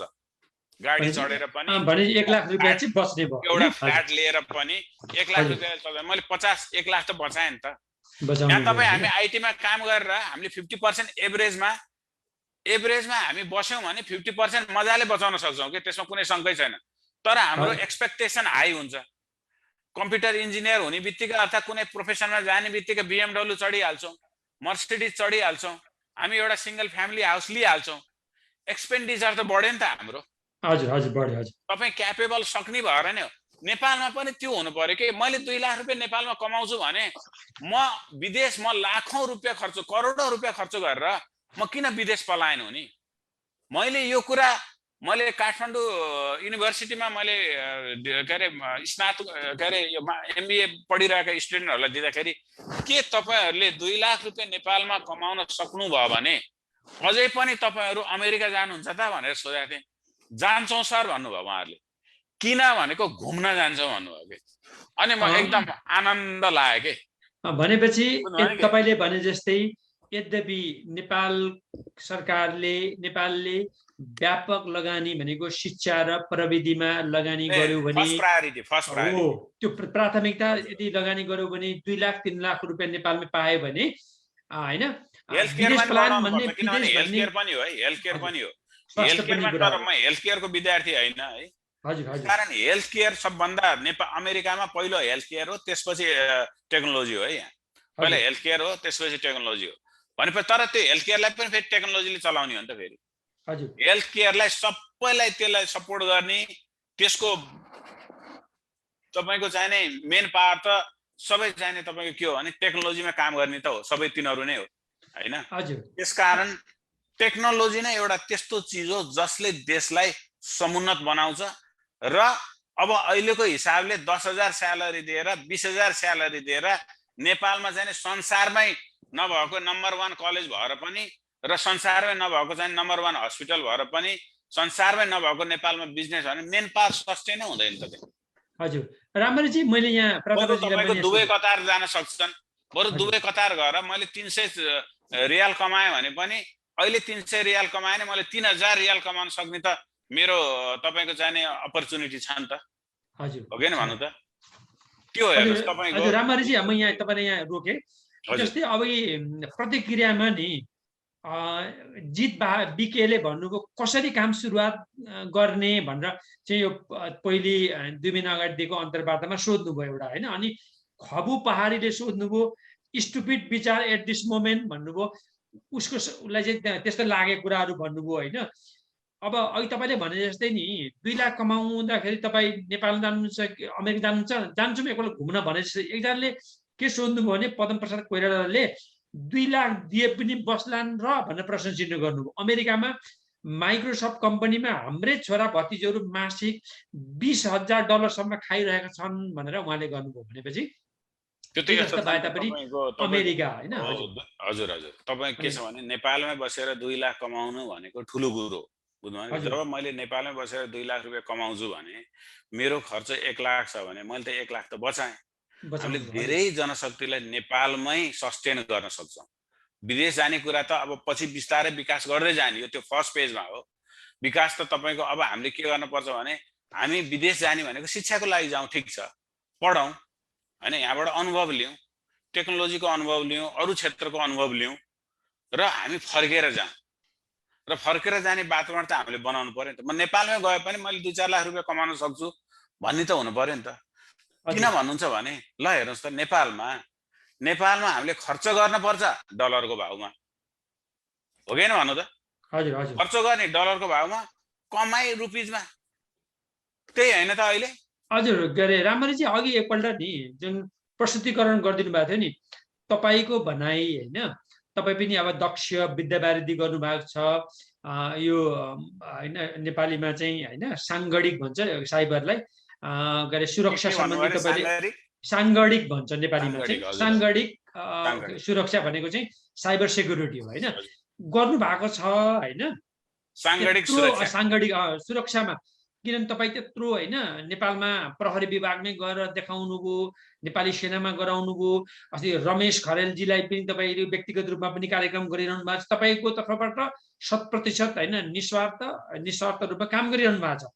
अब तपाईँको भनाइ चाहिँ यद्यपि सरकारले चाहिँ व्यापक भनेको 20% शिक्षा स्वास्थ्य र तपाईँले प्रविधिमा छुट्यायो भने कोही पनि अमेरिका पनि जान मतलब जानु नपर्ने होइन, अस्ट्रेलिया पनि जानु नपर्ने, बेलायत पनि जानुपर्ने, न्युजिल्यान्ड पनि जानु नपर्ने, त्यही होइन त। एकपल्ट फेरि हाम्रो सरकारले गरेको कुरामा एकपल्ट फेरि देखाइदिनुहुन्छ, एकपल्ट देखाउन सकिन्छ अघिको सरकारले गरेको कुन भन्नु बजेटमा नि कति छुट्याएको छ भनेर एकपल्ट देखाइदिनुहोस् त। त्यो रमाइलो लाग्यो मलाई त्यो पक्षमा चाहिँ। अब यो अमेरिकाले छुट्याएको यहाँ हेर्न सक्नुहुन्छ हैन, अमेरिकाले कति छुट्याएको छ फेरि एकपल्ट भनिदिनुहोस् त। हजुर अमेरिकाले तपाईको हेर्दै जाँदाखेरि यो चाहिँ सिङ्गापुरको, ल सिङ्गापुर पनि छोटोमा भनिदिनु त, सिङ्गापुरको हैन।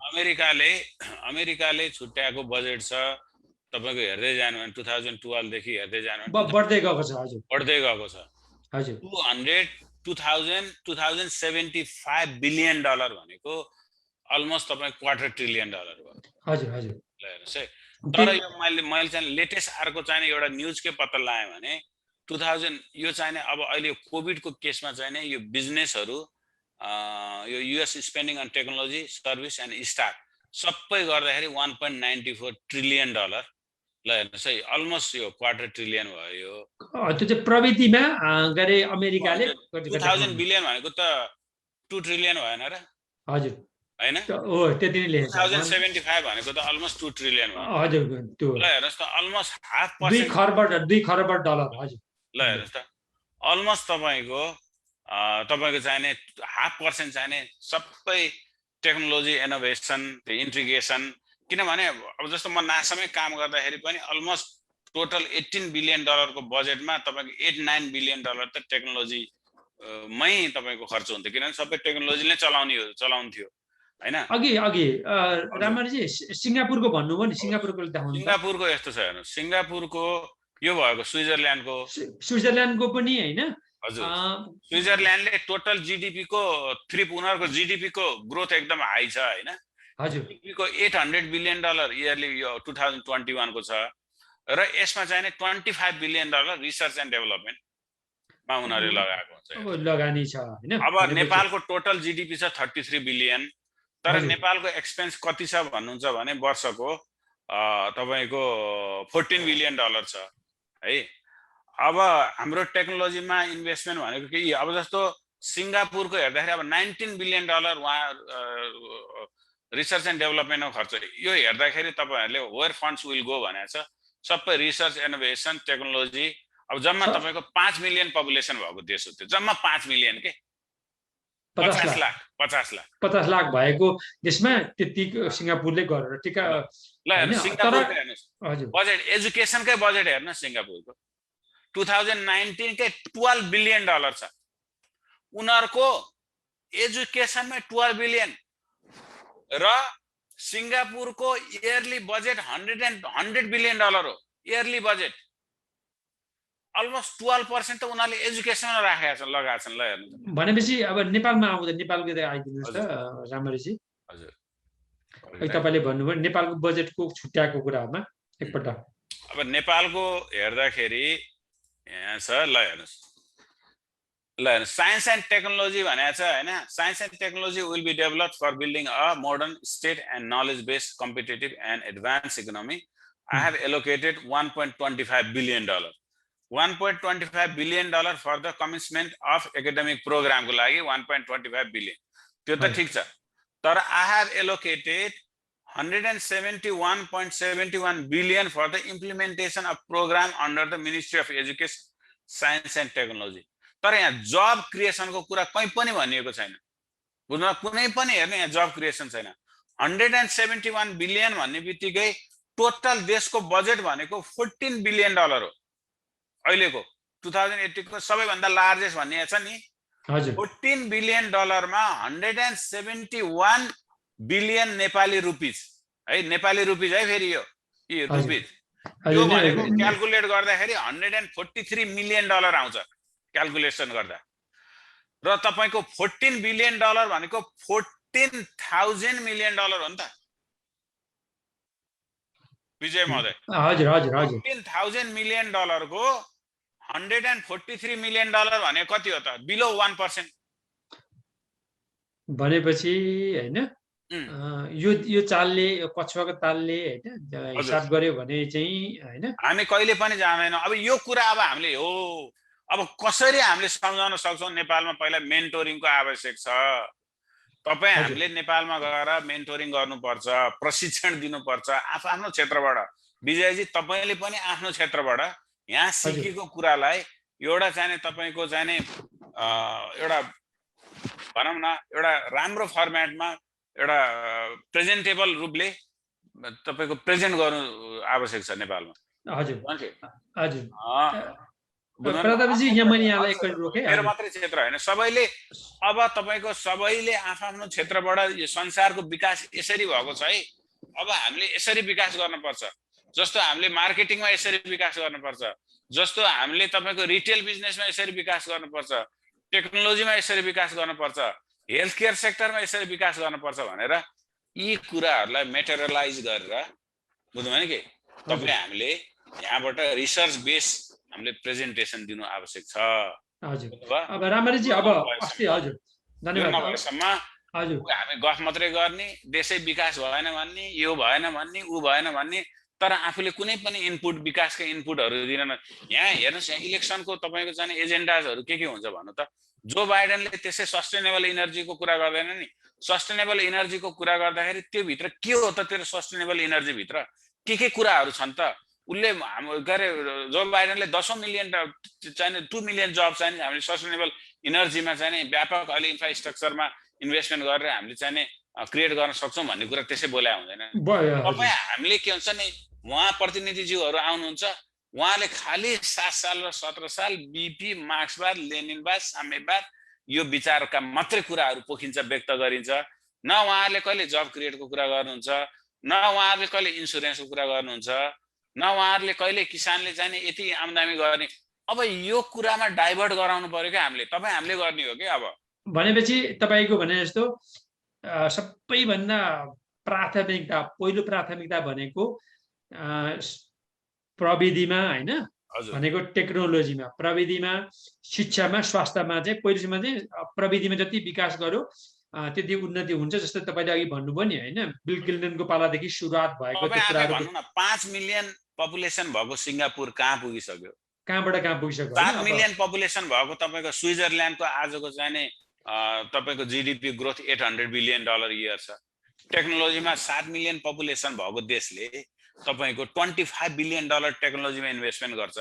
नेपाल भनेको 35 मिलियन पपुलेसन भयो, सरी 35 मिलियन पपुलेसन भएको देशको बजेटको गति त्यो हुन्छ। एक्टिभिटिज त उही त हो नि, संसारमा जहाँ गए पनि ट्राफिकको पिपुलको ट्रान्ज्याक्सनको ट्राफिक त्यो हुन्छ नि, डेली ट्राफिक एक्टिभिटी हुन्छ नि, त्यो त एउटै हो नि त। ट्रान्ज्याक्सन त एउटै हो नि, ट्रान्ज्याक्सनको फ्लो त पपुलेसनको बेसमा हुन्छ नि त। हजुर रामबारेजी, मैले यहाँ तपाईँलाई रोकेँ। रामबारेजी, अस्ति धेरै प्रश्नहरू आएको थियो, ती प्रश्नहरू मध्येमै नि त्यसो भयो नि, त्यहाँ धेरै प्रश्नहरू आएको थियो। त्यसो भयो नि तपाईँलाई मैले एउटा जिज्ञासा राखेँ, विप्रेषण जसलाई हामीले रेमिटेन्स भन्छौँ, रेमिटेन्सले देशको विकास गर्न सकिँदैन र? रेमिटेन्सले देशको विकास गर्न तपाईँको अब सुन्नुहोस् कसरी सकिन्छ। अब ल हेर्नुहोस् है, रेमिटेन्स भनेर देशकै तपाईँको जनशक्ति बाहिर विदेश गएर त्यो देशको रेमिटेन्सले देश कसरी विकास हुन्छ? तपाईँ आफै सोझै हिसाबबाट सोच्नु, के त्यो सम्भव छ? नेपालमा गाउँमा भनेपछि देशमा नेपाली नै छैन नि त। अनि रेमिटेन्सको कुरा गर्नुहुन्छ, रेमिटेन्स ल तपाईँ हामीले कति पैसा पठाउँछ नेपालमा? ल भन्नुहोस्, कमाएको 5% पठाउँछ? हजुर लगभग भनौँ न, ल 5% पठाउँ ल, तर 95% हामीले कहाँ खर्च गर्यौँ त? यही अमेरिकामै गर्छौँ। बेनिफिट को भयो? बेनिफिटेड को भयो? अमेरिका भयो। यदि मैले नेपालमै 2 लाख रुपियाँ कमाएँ भने 2 लाख त मैले नेपालमै खर्च गरेँ नि त। बुझ्नुभयो? रेमिटेन्सले फाइदा गर्यो त। म तपाईँको अमेरिका आएर 2 लाख कमाएर 10,000 नेपालको पठाउँदा फाइदा कि म नेपालमै बसेर 2 लाख कमाएर नेपालमै 2 लाख खर्च गर्दा फाइदा?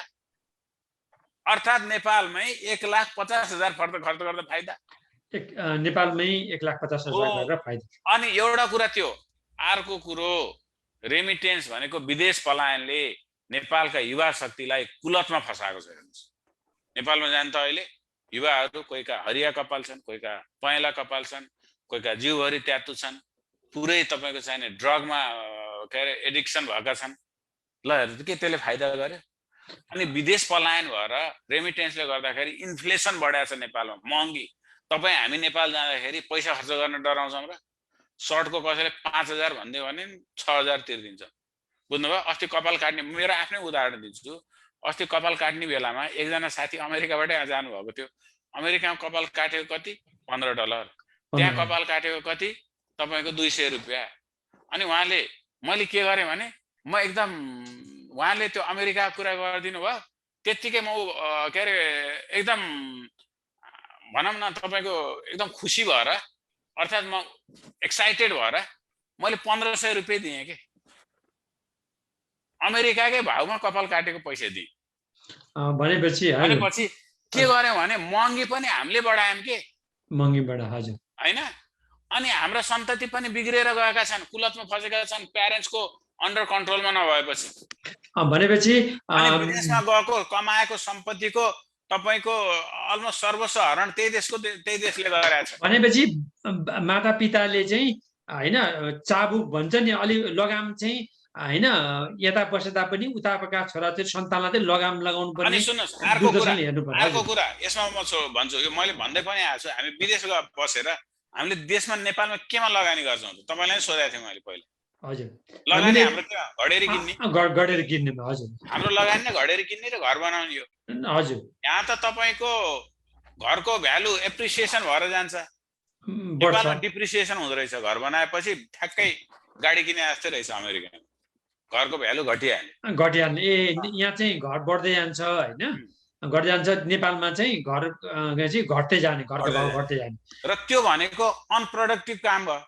जस्तो खेतीयोग्य जग्गालाई हामीले प्लटिङ गरेर हजुर घडेरी बनाउँछौँ, के भयो त बेनिफिट त के न घरको भ्यालु बढ्यो, त्यसले के गर्यो झन् इन्फ्लेसन बढायो। कुनै पनि हामीले प्रोडक्टिभ तपाईँको चाहिँ हाम्रो इन्भेस्टमेन्ट भएन।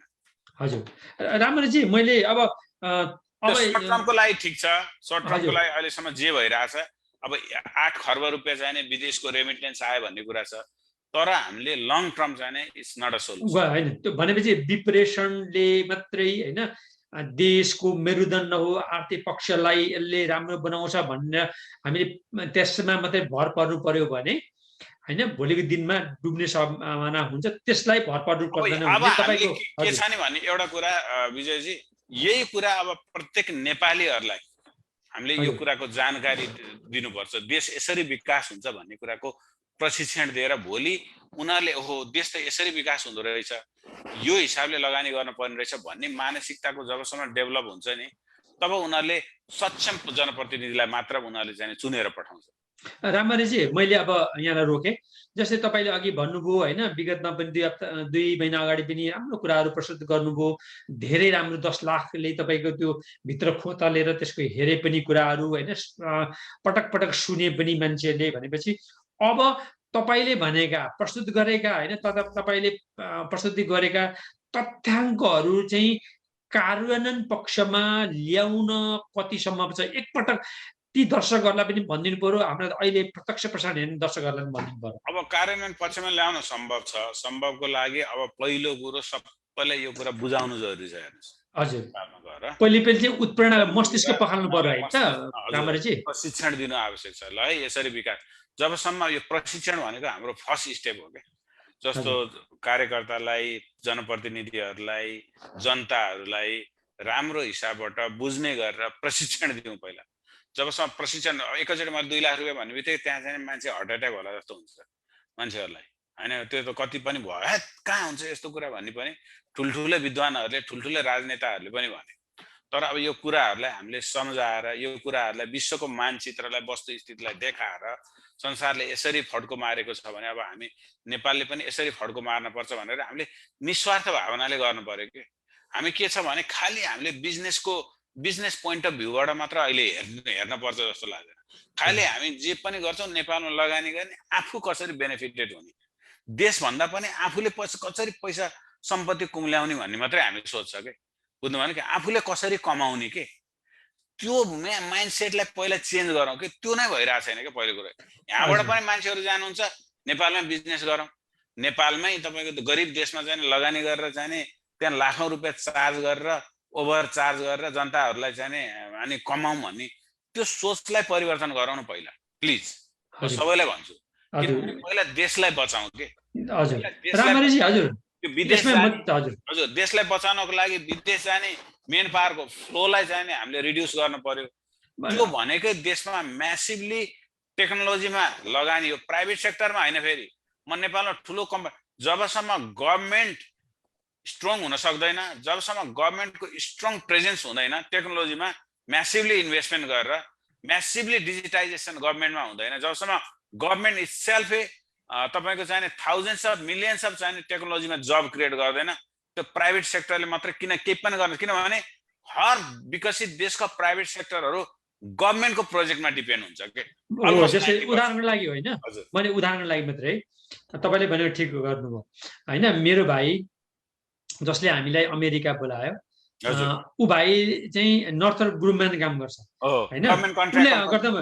नर्थर्प ग्रुममा काम गर्छन्, तर सरकारले बजेट छुट्याएपछि उनको चाहिँ माथि होइन आकाशमा के अरे नक्षत्रमा माथि चाहिँ आकाश उसमा चाहिँ ठुल्ठुला होइन तब क्षेपास्त्र हान्ने उसमा काम गर्छ भने सरकारले आयो भने बजेट छुट्याउँछ अनि काम गर्यो भने चाहिँ कन्ट्र्याक्ट बेसिसलाई नर्थर्प ग्रुमनलाई कन्ट्र्याक्ट बेसिसमा नर्थर्प ग्रुमनले ट्रिलियन्स अफ डलरको गभर्नमेन्टसँग कन्ट्र्याक्ट भनेपछि तपाईँले भनेको कुरा हो, सरकारले लगानी गर्नु पर्यो। सरकारले नगरेसम्म, सरकारको स्ट्रङ प्रेजेन्स नभएसम्म प्राइभेट सेक्टरबाट केही हुनेवाला छैन। प्राइभेट सेक्टर त छन् नि त नेपालमा, तपाईँको के अरे अहिलेका सक्सेसफुल भनेका प्राइभेट सेक्टर कति देखान्छ स्यालेरी, खै त उनीहरूले 2 लाख रुपियाँ स्यालेरी दिन सकेको खै सक्छ?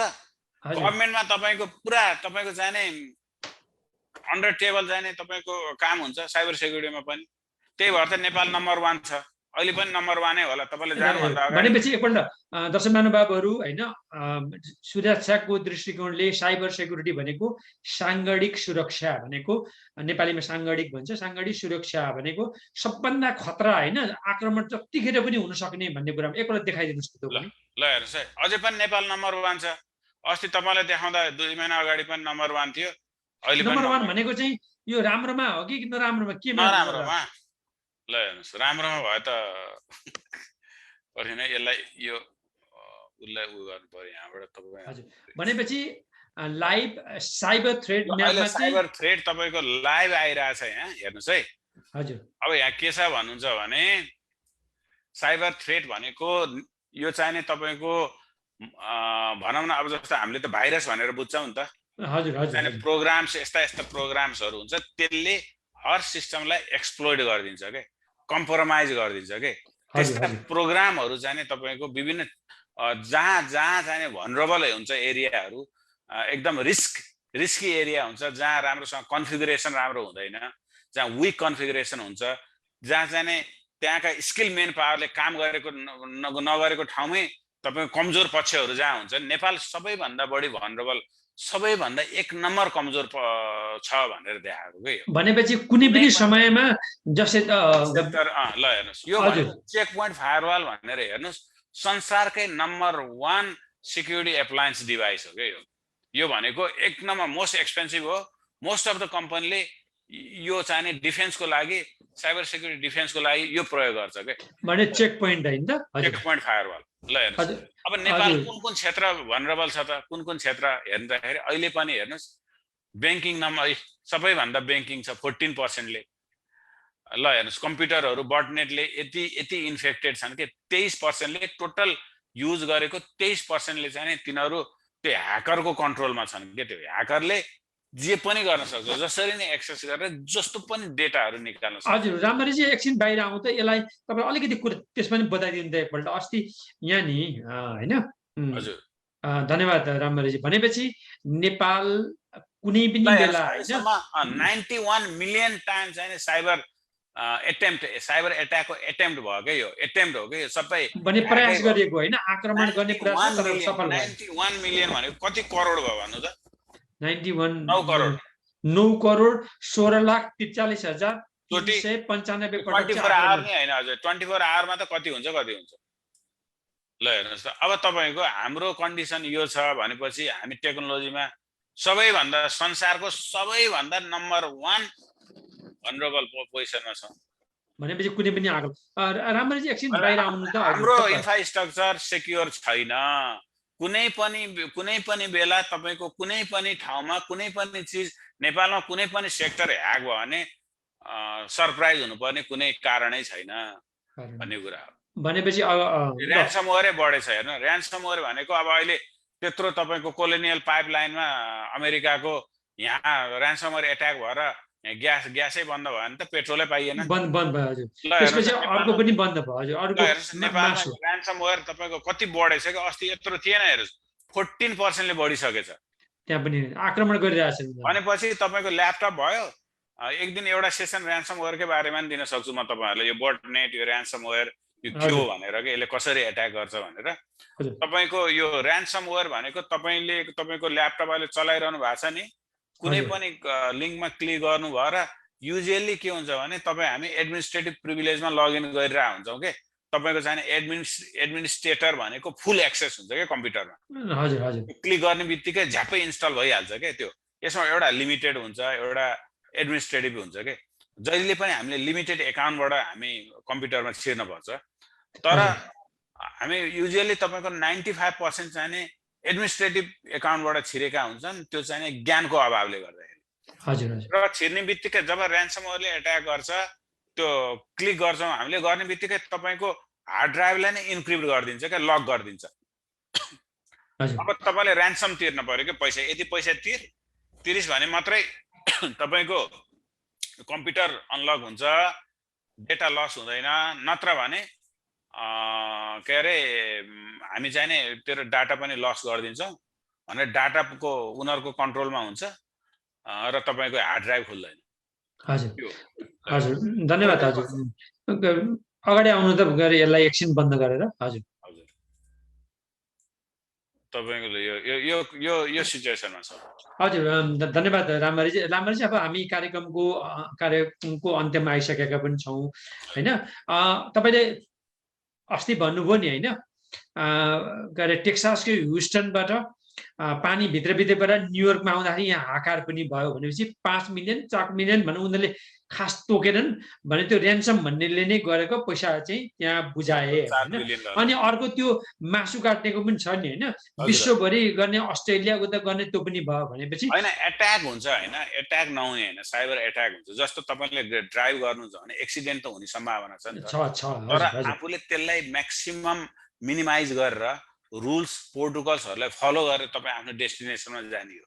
हर चिज त्यही हो, टेक्नोलोजी पनि त्यही हो। टेक्नोलोजी 100% सेक्योर कहीँ पनि हुँदैन। किन हुँदैन भने तपाईँ हामीले त्यसलाई जुन सेटअप गर्छौँ नि त्यसमा धेरै कमजोरी हुन्छौँ के हुन्छ। जस्तो घर बनाउनु भयो भने पनि ब्रान्ड न्यू घर पनि 1-2 वर्षपछि प्रब्लम आउन थाल्छ नि त। कहाँ प्रब्लम आउँछ, कहाँ के हुन्छ थाहा हुँदैन होइन। तर त्यसको मतलब यो होइन कि हामीले त्यसलाई मिनिमाइजेसन गर्ने हाम्रो एउटा एफोर्ट हो। अर्को त्यसको कन्टेन्जेन्सी प्लान, त्यसको रिकभरी फेज के हो त, हामीले त्यसलाई कसरी रिकभर गर्न सक्छौँ त। भोलि एट्याकै भइहाल्यो भने, भोलि तपाईँको भूकम्पै गयो भने त त्यसको लागि हामी अर्को ठाउँमा जाने कहाँ ऊ छ त, नेचुरल डिजास्टर भयो भने। त्यस्तै कम्प्युटरमा पनि एट्याक भयो भने त्यसको रेप्लिकेसन हामीले कसरी गर्न सक्छौँ, फुल ब्याकअप कसरी गर्न सक्छौँ, ब्याकअप कसरी गर्न, त्यो प्रविधि त तपाईँ हामीले नै इम्प्लिमेन्ट गर्ने हो। त्यो गर्नै पर्छ के। एट्याक हुन्छ इट्स ओके, तर एट्याक भयो भने त्यसलाई मिटिगेसन गर्ने हाम्रो स्ट्राटेजी हुनु पर्यो।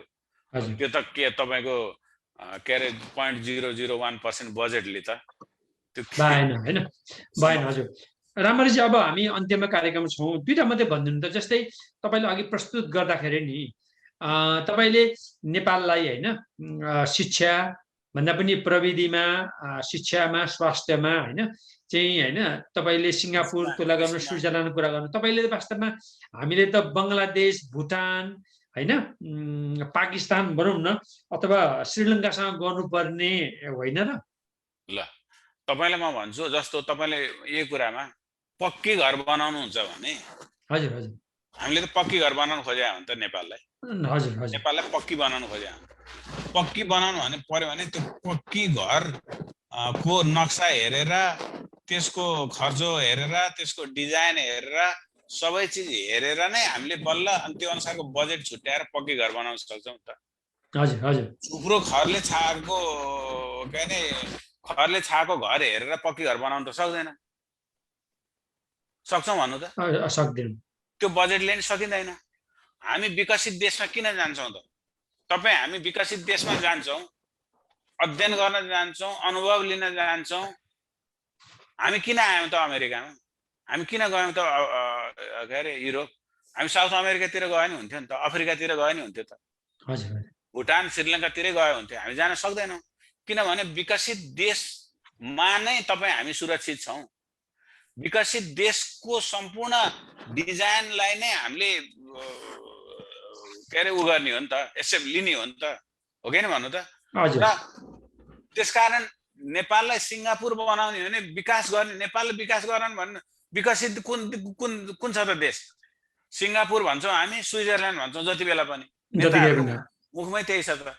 ल सिङ्गापुर र स्विजरल्यान्डलाई कम्पेयर गरेर त्यही अनुसारको बजेट छुट्याउँ, त्यही अनुसारको त्यही प्रोपोर्सनमा छुट्याउँ के, त्यति नै बजेट छुट्याउन सक्दैनौँ। अब जस्तो हाम्रो इयरली बजेटै 14 बिलियन छ भने हामीले चाहिँ तपाईँको स्विजरल्यान्डले $25 बिलियन टेक्नोलोजीमा वर्ष नै खर्च गर्छ भने त्यो 7 मिलियन पपुलेसन भएकोले त्यो त हामीले गर्न सक्दैनौँ। तर पनि हामीले 14 बिलियनको 20% खर्च गरेर पनि वर्षमा हाई पेइङ जब तपाईँ हामीले 50,000 टेक्नोलोजीमा जब क्रिएट गर्न सक्दा रहेछौँ त। जम्मा 20% बजेटले 100% बजेट खर्च गर्ने त भनेको छैन नि त। त्यो पनि एकदम रियलिस्टिक कुरा गरेको मैले। संसारले अब यो फेरि हाम्रो सुरुको इन्भेस्टमेन्ट हो के। जब इन्फ्रास्ट्रक्चर जब त्यो डेभलप हुँदै जान्छ नि तपाईँ, हाम्रो जीडीपी ग्रोथ बढ्दै जान्छ, हर चिज बढ्दै जान्छ। अस्ति के अरे तपाईँको चाहिने सिङ्गापुर र स्विजरल्यान्डको हामी दाँजोमा पुग्न सक्छौँ, अस्ट्रेलियाको दाँजोमा पुग्न सक्छौँ। त्यसपछि अझै इन्भेस्टमेन्ट हो। जस्तो भनौँ यसैमा म एउटा जस्तो हाम्रो महावीर पुन आउनुभयो, ठुलो मिसन छ उहाँको होइन, त्यसलाई त म एकदम हृदयदेखि नै सल्युट गर्छु। तर उहाँको मिसन कस्तो छ भने आविष्कार गर्ने, तर आविष्कार गरिसकेपछि त्यसको इकोसिस्टम चाहिँ चल्ने हामीसँग त्यो प्लानै छैन के। आविष्कार गर्यो सिद्धियो, त्यो भोलि ढुसी परेर जान्छ। त्यसलाई त मेन्टेन र म्यानेज गर्न पर्यो नि त, लङ लास्टिङ। त्यसको कतिसम्म हो त्यो प्रडक्टको आयु, कतिसम्म त्यसलाई चाहिँ मार्केटमा लिएर आउने हो कि भन्नु त। त्यसलाई सिस्टमसँग इन्टिग्रेट गर्नु पर्यो, त्यसलाई सपोर्ट चाहियो, बुझ्नु भने के। त्यसलाई म्यानेज गर्नको लागि त मेन पावर चाहियो नि त। त्यो स्ट्राटेजी छैन नि हामीसँग। आविष्कार गर्ने, ल बन्यो, जहाज बन्यो, अनि त्यसो के गर्ने, त्यो जहाज सिद्धियो। र हामी त्यो फेजमा छौँ कि अहिले।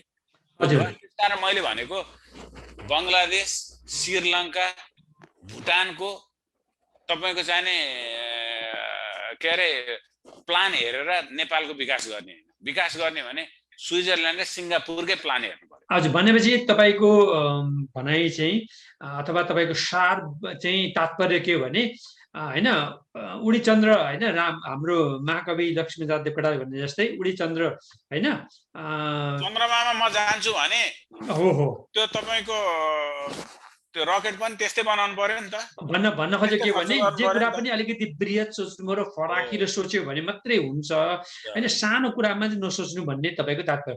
रामहरिजी, अब अन्त्यमा तपाईँले नि जतिखेर पनि होइन, तपाईँ प्रविधिमै पढ्नु भएको छ, यही नै विद्यावारिध गर्नुभयो, साङ्गठिक सुरक्षा भनेको साइबर सुरक्षामा तपाईँले सेक्युरिटीमा गर्नुभयो, यी पढाइरहनु भएको छ होइन। तपाईँ नासा जस्तो संस्थामा पनि 8-9 वर्ष काम गर्नुभयो, पुरस्कार पनि पाउनुभयो होइन। अहिले के अरे पढाइ पनि रहनु भएको छ, प्राध्यापकको रूपमा हुनुहुन्छ, नेपाल आफन्तबाट जानुहुन्छ, नेपाल आमालाई सामाजिक गैर सामाजिक संस्थामा पनि सहयोग गरिरहनु भएको छ। जतिखेर तपाईँले प्राविधिक सूचना प्रविधिमा मात्रै विकास गर्न जोड दिनुभएको छ, प्रविधि मध्ये अरूमा पनि चाहिँ किन भन्नु न तपाईँ? होइन होइन, अरूको पनि विकास गर्नु जरुरी छ। किनभने जब अरू चिजहरूको विकास हुन्छ नि, अनि प्रविधिको नि अरूको विकास हुने बित्तिकै त्यसलाई प्रविधिले जोडिहाल्छ क्या।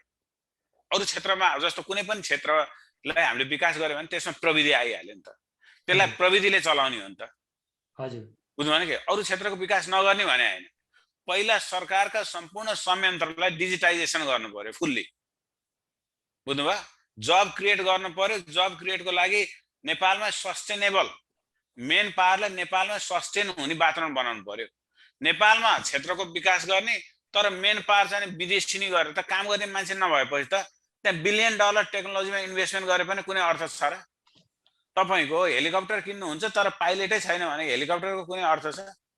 छैन। त्यसैले तपाईले रामहरिजी अघि भन्नुभएको थियो नि, त्यसैले मैले भन्न खोजेको टेक्नोलोजी इसेन्शियल हो, टेक्नोलोजी इसेन्शियल हो, तर अरू क्षेत्रको विकाससँगै टेक्नोलोजीले पनि त्यसलाई इन्हान्स गर्छ के।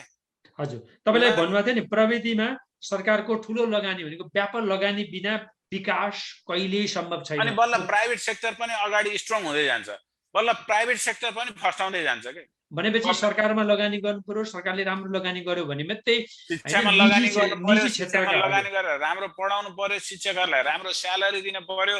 जस्तो म एउटा कलेज पढाउँछु, फुल टाइम पढाउँछु, हप्ताको जम्मा 2 दिन पढाउँछु, म त्यहाँको फुल टाइम फ्याकल्टी हो, बुझ्नु के। हुन त मेरो 5 दिन काम गर्न पर्यो पनि तर मलाई इनफ टाइम छ नि त, मैले अन्त काम गर्न पर्दैन, बुझ्नु भने के। म पहिला चाहिँ नि के अरे इन्जिनियरको रूपमा काम गरेको होइन मैले, तर अरू क्षेत्र पढाउने भने फेरि यस्तो छ, हेरी अरू क्षेत्र पढाउने भने टेक्नोलोजीमा जतिको पैसा दिँदैन नि त, फेरि दिँदैन। हजुर, होइन किन टेक्नोलोजी टेक्नोलोजी टेक्नोलोजी किन भनिरहेको छ? अहिलेको नयाँ जेनेरेसन तपाईँ हाम्रै छोरछोरी हेरौँ, उनीहरू पनि टेक्नोलोजीतिर जान खोज्छ। मेरो छोरो पनि अब साइबर लयर हुन्छु भनेर अब अहिले डिजिटल फरेन्सिक पढिरहेको छ, किनभने बेसै टेक्नोलोजीको बनाउनु पर्ने भयो। हजुर, रामहरिजी सधैँ राम्रो। हजुर, टेक्नोलोजीको विकास गरौँ, त्यसपछि उचित स्यालेरी दिने। कमसे कम अमेरिकामा मैले लोन लिएर पढेपछि जस्तो मैले डक्टर बने, लोयर बने, म कम्प्युटर इन्जिनियर भएँ, 4 वर्ष डिग्री लिएँ भने मेरो 50-60 हजार मैले गभर्मेन्टबाट 7% लोनमा पढ्छु भने, तर मेरो स्यालेरी मैले यति कमाउन सक्छु भन्ने त यहाँ त सेट भएको छ नि त, अलरेडी फिक्स छ नि त, प्रिफिक्स छ नि त अलरेडी। $1,00,000 मेरो एभरेज स्यालेरी हुन्छ भनेपछि मेरो मन्थली मेरो पेमेन्ट, लोनको पेमेन्ट 50,000 को 5-35 बुझ्नु भने के, $350 $50 भनेपछि मैले $1,000 मैले त मजाले मैले मेरो पेमेन्ट गर्न सक्छु, मैले यति वर्षमा लोन पे अफ गर्न सक्छु, मैले यति सेभ गर्न सक्छु। त्यो खै त नेपालमा खै त पढेर कुन क्षेत्रमा छ? त्यो क्षेत्र भनेको टेक्नोलोजी हो के विजयजी?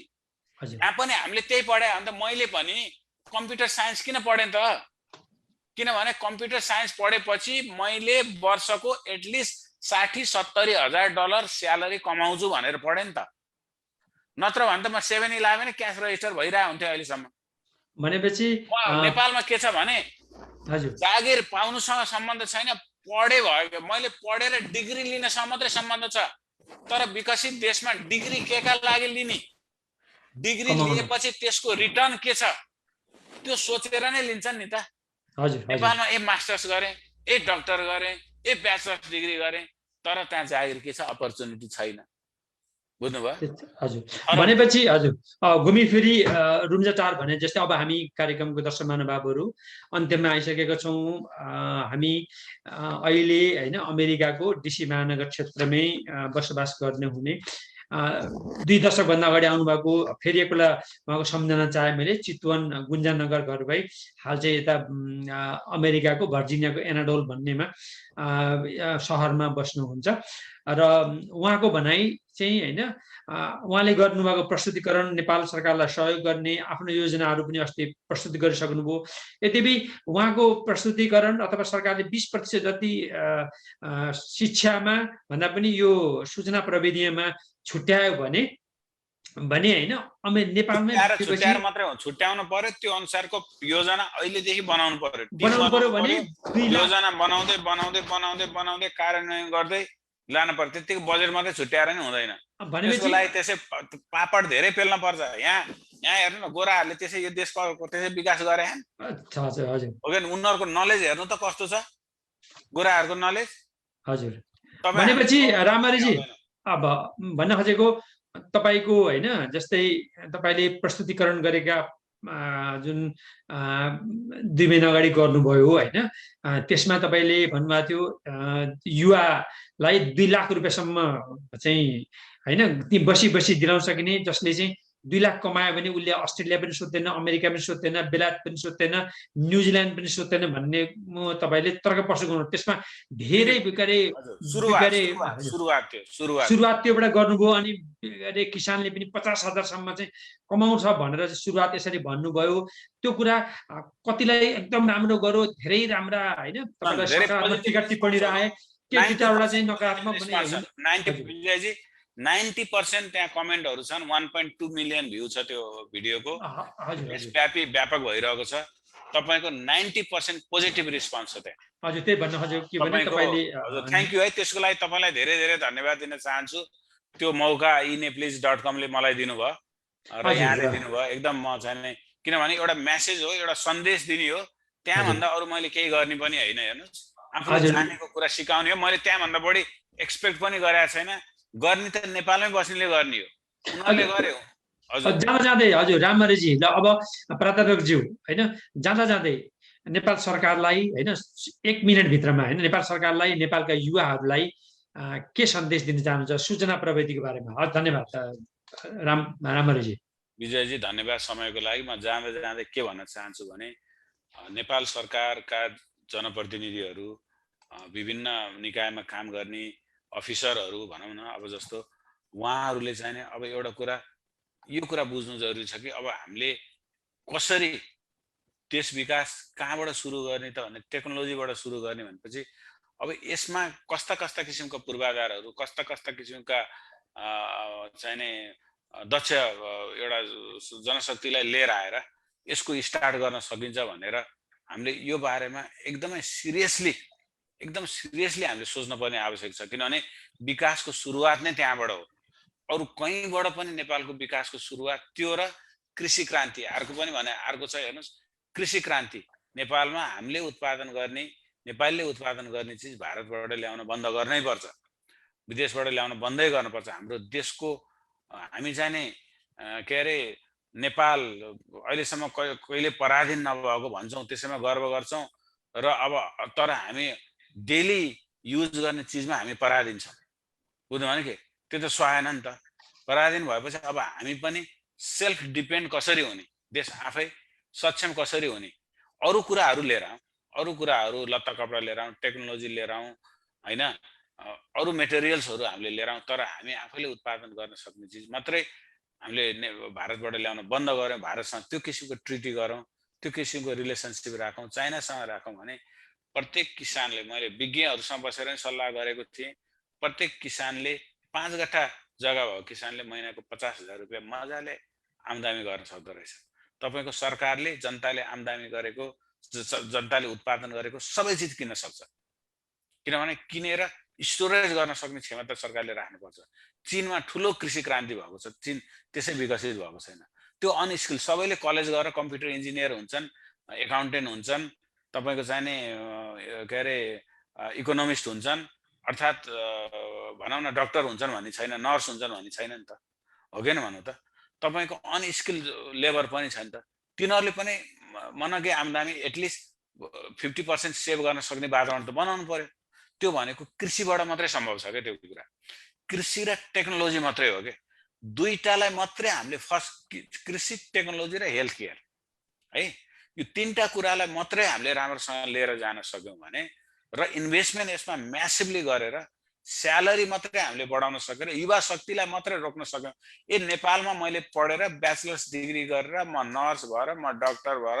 म एकाउन्टेन्ट भएर म लयर भएर म चाहिने फलानु मैले डिग्री लिएपछि मैले यो फिल्डमा यति मैले चाहिने वर्षको महिनाको कमाउन सक्छु है मैले 50% सेभ गर्न मजाले सक्छु भन्ने जबसम्म वातावरण त्यो सरकारले बनाउँदैनन् तबसम्म सरकारले जस्तो सुकै एफर्ट राखे पनि विभिन्न राजनीतिक दलले जतिसुकै भ्रष्टाचार कन्ट्रोल गर्छु भने पनि त्यो न भ्रष्टाचार कन्ट्रोल हुनेवाला छ न देशका युवा शक्ति विदेश पलायन हुनबाट रोकिनेछन् भोलि अन्त जान नपाए इन्डिया भए पनि भागेर जान्छ किनभने त्यो सिचुएसनमा छौं हामी भोलि कस्तोसम्म अवस्था छ भने भारतले आएर झण्डा गाड्यो भने पनि हामी चाहिने निरीह प्राणी भएर बस्न सक्ने अवस्थामा पुगेको जस्तो हामीलाई भइसक्यो त्यो सिचुएसन देशमा आइसकेको छ भने अब हामी यो भनेको एकदमै क्रिटिकल मुभमेन्ट हो यो क्रिटिकल मुभमेन्टलाई ओभरकम गर्ने भनेकै म्यासिभली जुन 14 बिलियन डलरको बजेट 45% त तपाईको फ्रिज भएर जान्छ अरे ल हेर्नु त त्यो चाहिने के अरे तपाईको चाहिने लगाउन नसकेर त्यो लगानी गर्न नसकेपछि त्यो हैन 45% ल हेर्नु त 45% लगाउँदा के हुन्छ कहाँ पुग्छ नेपाल टेक्नोलोजीमा 45% लगाउँदा हेर्नु त कहाँ पुग्छ नेपाल त्यो हो के त्यो भिजनरी राख्नु पर्यो त्यसकारण अब त्यो मात्र हैन उहाँहरुलाई मात्र हैन म विश्वमा बस्ने हामी एनआरएन संस्थामा छौं विभिन्न संघ संस्थामा छौं विभिन्न तपाईको राजनेताहरू आउनुहुन्छ जनप्रतिनिधिहरू आउनुहुन्छ नेपाल जान्छौं तपाई हामीले आफआफ्नो क्षेत्रबाट सहयोग गरौँ आफआफ्नो क्षेत्रबाट एउटा चाहिँ प्रोफेसनल हिसाबबाट नेपाल जाँदाखेरि पनि नेपाललाई दिन सक्ने एउटा समुदायलाई दिन सक्ने एउटा ग्रुपमा दिन सक्ने एउटा चाहिँ तपाईको देशले चाहिँ सम्पूर्ण रूपले बेनिफिटेड हुन सक्ने एउटा तपाईहरुले पाएको अनुभव तपाईहरुको क्षेत्रको अनुभवलाई लिएर तपाईले गएर एउटा आफ्नो समय चाहिँ केही समय त्यसमा खर्च गरेर प्रशिक्षण दिनुस् के म प्रशिक्षण दिनुस् त्यो आवश्यक चाहिएको छ के नेपालमा भनेपछि प्रशिक्षण चाहिएको छ यहाँ बस्ने नेपालीहरुले त्यो गर्नुस् नेपालमा होटल खोलेर तपाईको नेपालीहरुलाई बिरामी भएपछि चाहिँ तपाईको चाहिँ जोगी बनाएर कलेज खोलेर 50औं लाख रुपैयाँ कलेजलाई ट्युसन कलेजमा लगानी छ रे एनआरएन को धेरै कलेजहरुमा त्यहाँ कति पैसा तिर्न पर्छ 50 लाख तिर्न पर्छ तर त्यहाँबाट ग्रेजुएट भएका स्टुडेन्टहरुले जागिर पाउँदैन त्यो भनेको त शोषण हैन र दुखद कुरा हो किन भन्नु त दिन पर्यो नि त कलेज खोलेपछि जागिर दिन पर्यो यहाँ कलेजमा पढ्नु त 50,000 रुपैयाँ डलर तिरेर पढ्नु त कलेजले नै इन्टर्नशिप दिन्छ कलेजले नै जागिर खोजिदिन्छ यहाँ हो किन भन्नु त म पढ्दा पढ्दै कलेजमा इन्टर्नसिप गरेर अनि मैले जागिर पाएको। कलेजमा मैले इन्टर्नसिप नगरे भए मलाई जागिरमा हायरै गर्थेन। त्यो हो के जहाँ विश्वमा बसेको छ भने त्यहाँको वस्तुस्थितिलाई राम्रोसँग गहन गरेर अध्ययन गरेर अनि मात्र देश र जनताले फाइदा पाउन् के, बेफाइदा हैन। तपाई फाइदा बन्ने हैन, तपाई बरु बेफाइदामै बस्नुस्, तर देश र जनतालाई फाइदा दिनुस् के, मातृभूमिप्रतिको त्यो हो कर्तव्य। यति भन्दै विजयजी धेरै समय कुरा गर्यौं, 1 घण्टा 44 मिनेट यस्तो लामो समय दिनुभयो। यति राम्रो कुरा भयो जस्तो लाग्यो। कतिको बुझ्नुभयो तपाईले, कतिलाई तपाईलाई मन पर्यो मन परेन, यहाँको दर्शकहरूलाई प्रतिक्रिया पाऊँ। यति भन्दै बिदा हुन चाहन्छु। शुभरात्रि रामरजी, नमस्कार।